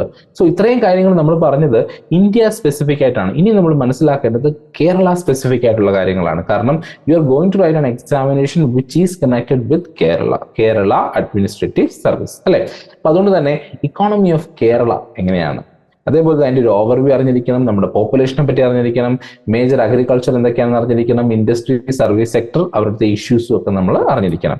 ഇൻഫ്രാസ്ട്രക്ചറും റിസോഴ്സസും മേജർ ഡെവലപ്മെന്റൽ പ്രോജക്ട്സ് എന്തൊക്കെയാണെന്ന് അറിഞ്ഞിരിക്കണം, പ്രോഗ്രാംസ് ആൻഡ് സ്കീംസ് നമ്മൾ അറിഞ്ഞിരിക്കണം, നമ്മുടെ കോപ്പറേറ്റീവ് സെക്ടറിനെ പറ്റി അറിഞ്ഞിരിക്കണം, history and relevant policies in traditional industries, IT sector, പ്രവാസി ആൻഡ് ഫോറിൻ റെമിറ്റൻസ്, ഇതൊക്കെ നമ്മൾ അറിഞ്ഞിരിക്കണം. കാരണം ഇതൊക്കെ ഒരു സംസ്ഥാനത്തിന്റെ ഇക്കോണമിയിലേക്ക് കോൺട്രിബ്യൂട്ട് ചെയ്യുകയും അഫക്റ്റ് ചെയ്യുകയും അതിന്റെ ഇമ്പാക്ട് ക്രിയേറ്റ് ചെയ്യുകയും ചെയ്യുന്നതായിട്ടുള്ള ആസ്പെക്ട്സ് ആണ്. സോ അതിനെ പറ്റിയിട്ടൊക്കെ നമ്മൾ കൃത്യമായിട്ട് മനസ്സിലാക്കുക. ഇനി what is Kerala model development എന്ന് പറയുന്നത് പലപ്പോഴും നമ്മളുടെ വാർത്തകളിലൊക്കെ ഡിസ്കസ് ചെയ്യപ്പെടുന്ന ഒരു കാര്യമാണ് Kerala model development. What you mean by that, അതിനെപ്പറ്റി നമ്മൾ മനസ്സിലാക്കണം. Land reform, social security, devolution of power, decentralised planning, housing, tourism, women empowerment, social welfare schemes, disaster management, ഇതൊക്കെ ഇതിന്റെ ആസ്പെക്ട് ആയിട്ട് വരുന്നതാണ്. കാരണം കേരള ഡെവലപ്മെന്റ് മോഡൽ അല്ലെങ്കിൽ കേരള മോഡൽ ഓഫ് ഡെവലപ്മെന്റ് എന്ന് പറയുമ്പോൾ നമ്മൾ ഒരു ഏരിയ മാത്രമല്ല ഇവിടെ അഡ്രസ് ചെയ്യുന്നത്. ഇത് ഒരു കോംപ്രിഹെൻസീവ് ഡെവലപ്മെന്റ് ആണ്. എല്ലാ ഏരിയാസിലുമുള്ള ഇൻവോൾവ്മെന്റിനെ നമ്മൾ ബെറ്റർ ആക്കുമ്പോൾ, അവിടുത്തെ എക്സ്പീരിയൻസസ് ബെറ്റർ ആക്കുമ്പോൾ ഉണ്ടാകുന്ന ഒരു ഡെവലപ്മെന്റ് ആണ് ഈ കേരള മോഡൽ ഡെവലപ്മെന്റ് എന്ന് പറയുന്നത്. അപ്പോൾ അത് നമ്മൾ മനസ്സിലാക്കണം. Role and function of Kerala planning ബോർഡിന്റെ റോൾ ആൻഡ് ഫംഗ്ഷൻസ് നമ്മൾ മനസ്സിലാക്കണം. Achievements of Kerala in health and education sector. ഇപ്പം നമുക്കറിയാം കോവിഡ് കാലഘട്ടമൊക്കെ കഴിഞ്ഞതിന് ശേഷം നമ്മളുടെ ഒരു ഹെൽത്ത് സെക്ടർ എന്നൊക്കെ പറയുന്നത് ബൂം ചെയ്യുന്ന ഒരു സമയമുണ്ട്.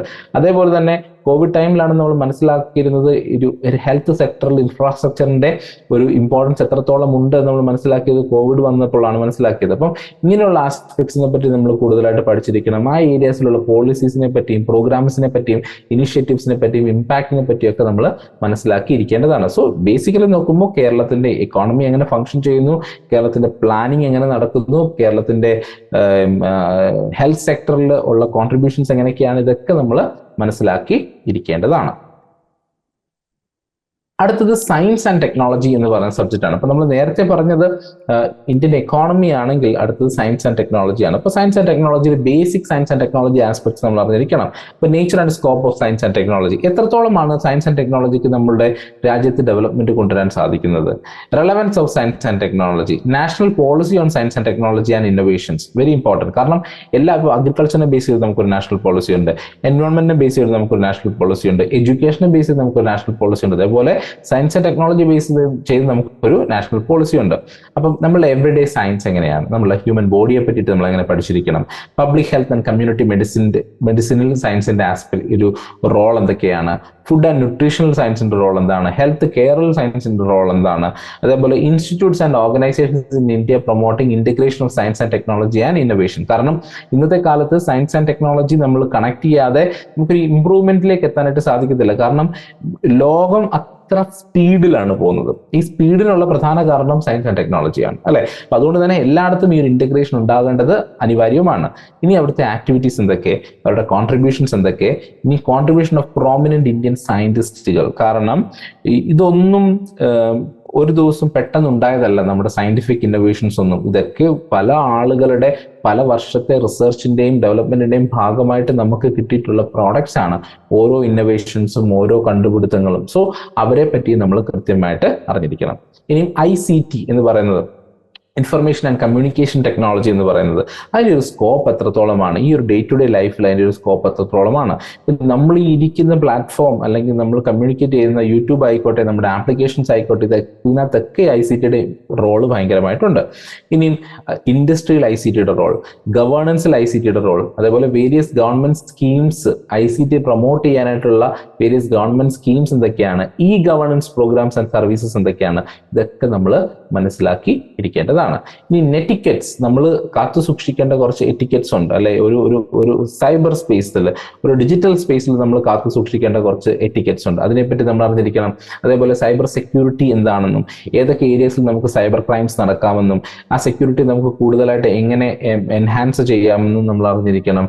ആർട്ടിഫിഷ്യൽ ഇന്റലിജൻസിനെ പറ്റി അറിഞ്ഞിരിക്കണം. അതുണ്ടാക്കാൻ പോകുന്ന ബെനിഫിറ്റിനെ പറ്റി നമ്മൾ അറിഞ്ഞിരിക്കണം. ഇതൊക്കെ വളരെ വളരെ ഇമ്പോർട്ടൻ്റ് ആണ്. പണ്ട് കാലത്ത് നമ്മൾ ഒരു ഒറ്റ ഇരിപ്പിൽ നമുക്ക് ഒരുപാട് പുസ്തകങ്ങൾ വായിച്ചാൽ കിട്ടുന്ന ഇൻഫർമേഷൻ ഇന്ന് ഒരു ക്ലിക്കിൽ നമുക്ക് ലഭിക്കും എന്നുള്ളതാണ്. അതാണ് ആർട്ടിഫിഷ്യൽ ഇന്റലിജൻസിന്റെ ഒരു എന്താ പറയുക, അതിന്റെ ഒരു ഇമ്പാക്ട് എന്ന് പറയുന്നത്. ഇനി സ്പേസ് ആൻഡ് ഡിഫൻസ്, സ്പേസിലും ഡിഫൻസിലും ഉള്ള സയൻസിന്റെ ഇന്നോവേഷൻസ്, അതിന്റെ ഇമ്പാക്ട് എത്രത്തോളമാണ്, നമ്മുടെ ഇന്ത്യൻ സ്പേസ് പ്രോഗ്രാം എങ്ങനെയാണ് വന്നിട്ടുള്ളത്, ISROയുടെ റോൾ എന്താണ്, അതിന്റെ ആക്ടിവിറ്റീസ് എന്തൊക്കെയാണ്. കാരണം ISRO ഒരു ബിഗ് റോൾ പ്ലേ ചെയ്യുന്ന ഒരാളാണ്. ഇന്ത്യൻ സ്പേസ് സയൻസിൽ ഒരു ബിഗ് റോൾ പ്ലേ ചെയ്യുന്ന ഒരു ഓർഗനൈസേഷൻ ISRO. അവരുടെ റോളിനെ പറ്റി അറിഞ്ഞിരിക്കണം, അവരുടെ സാറ്റലൈറ്റ് പ്രോഗ്രാംസിനെ പറ്റി അറിഞ്ഞിരിക്കണം. അതേപോലെ DRDO എന്ന് പറയുന്ന defence research and development organisation എന്ന് പറയുന്ന നമ്മളുടെ ഒരു സെക്യൂരിറ്റി തലത്തിൽ നിൽക്കുന്ന ഒരു സയന്റിഫിക് ഓർഗനൈസേഷനാണ്. അതിനെപ്പറ്റി നമ്മൾ കൂടുതലായിട്ട് മനസ്സിലാക്കിയിരിക്കണം. ഇനി energy requirement and efficiency, because നേരത്തെ പറഞ്ഞതുപോലെ തന്നെ എനർജി എല്ലാത്തിനും ആവശ്യമാണ്. നമ്മളുടെ ഏതൊരു സിസ്റ്റം എടുത്താലും ഏതൊരു കാര്യം എടുത്താലും energy is very very important. So ആ എനർജിയുടെ നീഡ് എങ്ങനെയാണ്, India's energy resources and dependence എങ്ങനെയാണ് അത് പോകുന്നത്, എനർജി റിസോഴ്സസും ഡിപ്പെൻഡൻസും എങ്ങനെയാണ് പോകുന്നത്, renewable and non renewable energy resources ഏതൊക്കെയാണ്, നമ്മുടെ എനർജി പോളിസി എങ്ങനെയാണ്, government policies and programmes, energy security, nuclear policy of India. So energy security important ആണ്, അതിനെപ്പറ്റിയുള്ള പഠനങ്ങൾ ഇമ്പോർട്ടൻ്റ് ആണ്, അതിനെ എൻഹാൻസ് ചെയ്യുന്ന പ്രോഗ്രാംസ് നമുക്ക് വളരെ അനിവാര്യമാണ്. ഈ ന്യൂക്ലിയർ പോളിസി ഓഫ് ഇന്ത്യ, കാരണം നമ്മൾ ഏറ്റവും കൂടുതൽ മനസ്സിലാക്കേണ്ടത് നമ്മുടെ ന്യൂക്ലിയർ പോളിസിയെ പറ്റി നമ്മൾ മനസ്സിലാക്കണം. കാരണം ന്യൂക്ലിയർ പോളിസി എന്ന് പറയുമ്പോൾ അത് ന്യൂക്ലിയർ വെപ്പൺസുമായിട്ട് മാത്രം റിലേറ്റ് ചെയ്യുന്നതല്ല. നമ്മളുടെ ന്യൂക്ലിയർ സയൻസ് അല്ലെങ്കിൽ ന്യൂക്ലിയർ എനർജി എന്ന് പറയുന്നത് നമ്മുടെ സമൂഹത്തിൽ ഒരുപാട് മാറ്റങ്ങൾ കൊണ്ടുവരാൻ സാധിക്കുന്ന, നമ്മളെ ഒരു നെക്സ്റ്റ് ലെവലിലേക്ക് കൊണ്ടുപോകാൻ സാധിക്കുന്ന ഒരു ഇന്നോവേഷൻ തന്നെയാണ്. സോ അതിനെ പറ്റിയിട്ട് നമ്മൾ മനസ്സിലാക്കാൻ സാധിക്കണം. വളരെ ഡെലിക്കേറ്റ് ആണ്, വളരെ സെൻസിറ്റീവ് ആയിട്ടുള്ള ഏരിയ ആയതുകൊണ്ട് തന്നെ ഈ പോളിസിയെ പറ്റി നമ്മൾ കൃത്യമായിട്ട് മനസ്സിലാക്കി ഇരിക്കണം.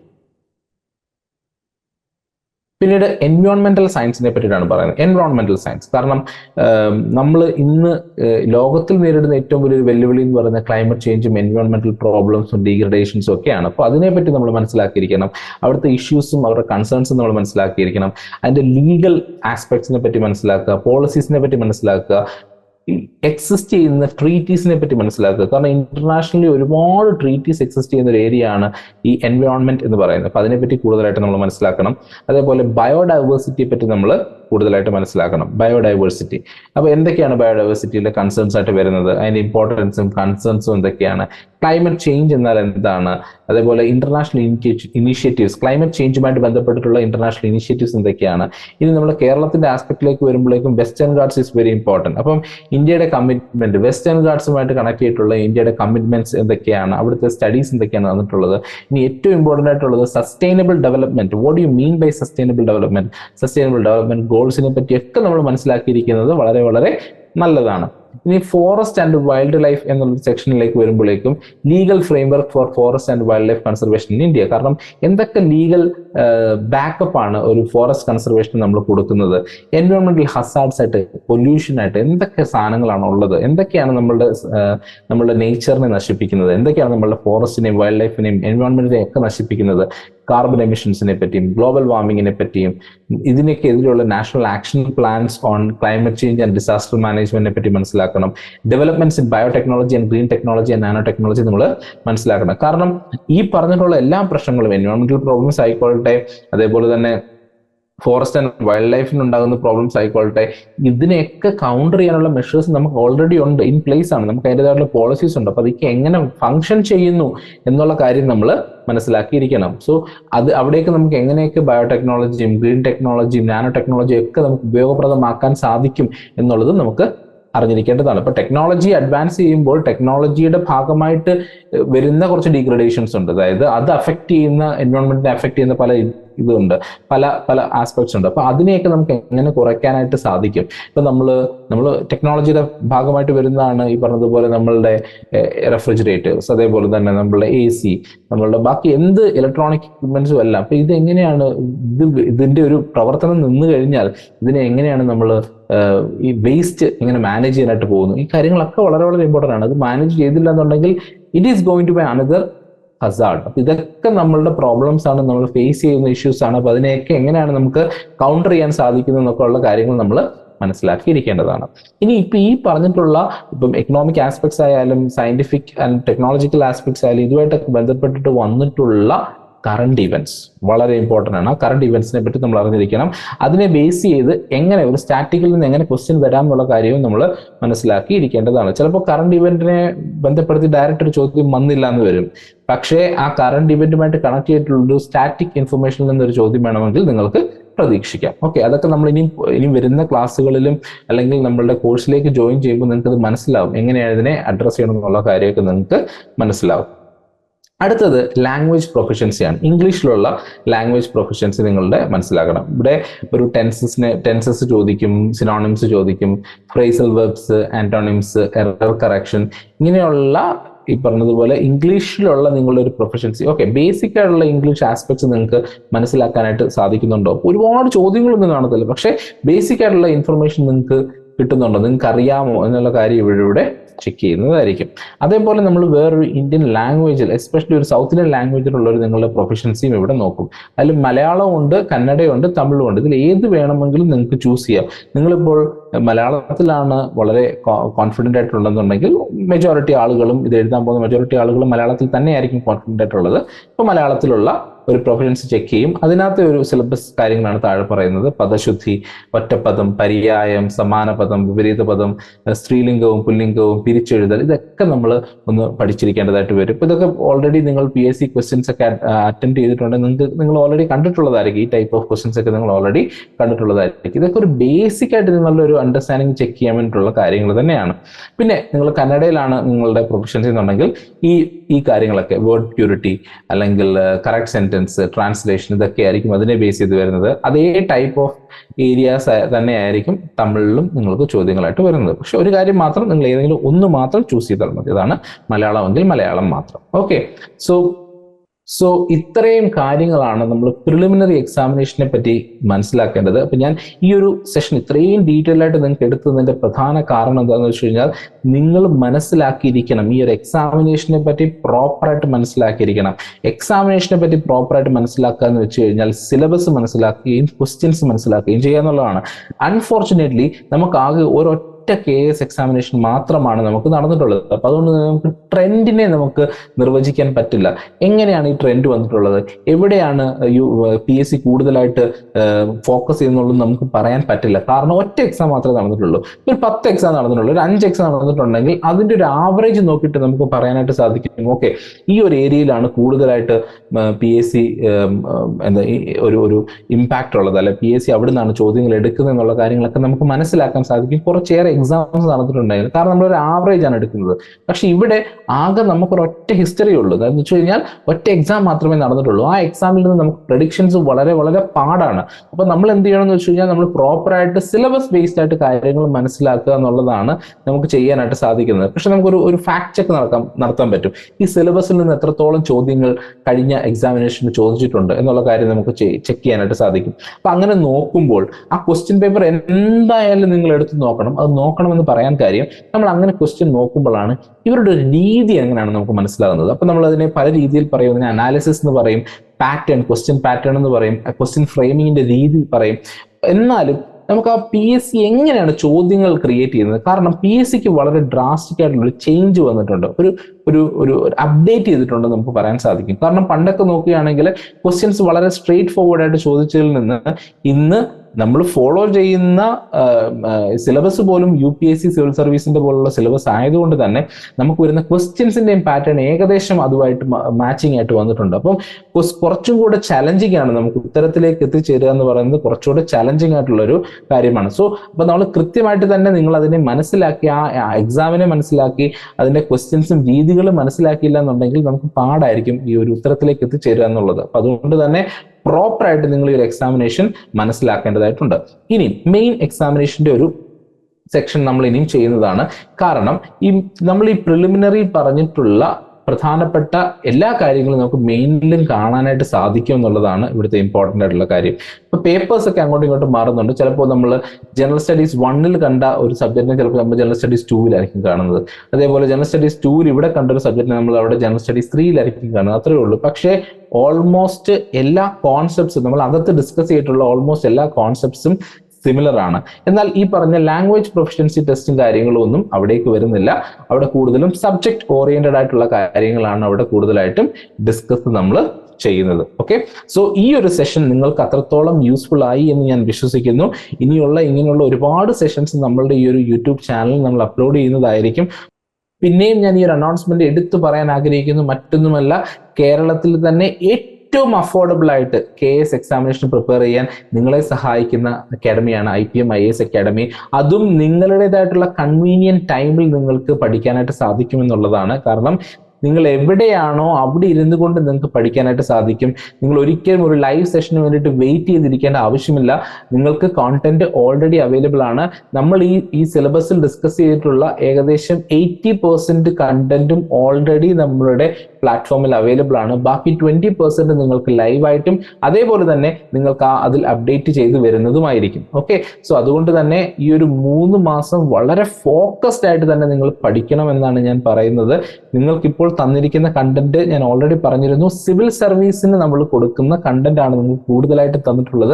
കാരണം സിവിൽ സർവീസിന്റെ സിലബസ് തന്നെയാണ് ഇവിടെ നമുക്ക് കാണാനായിട്ട് സാധിക്കുന്നത്. അതേ രീതിയിലുള്ള ക്വസ്റ്റ്യൻ പാറ്റേൺസ് ആണ് നമുക്ക് കാണാനായിട്ട് സാധിക്കുന്നത്. ബാക്കി കേരള സ്പെസിഫിക് ആയിട്ടുള്ള ഇൻഫർമേഷൻ എല്ലാം നമ്മൾ കവർ ചെയ്യാൻ പോകുന്നത് മലയാളത്തിലായിരിക്കും.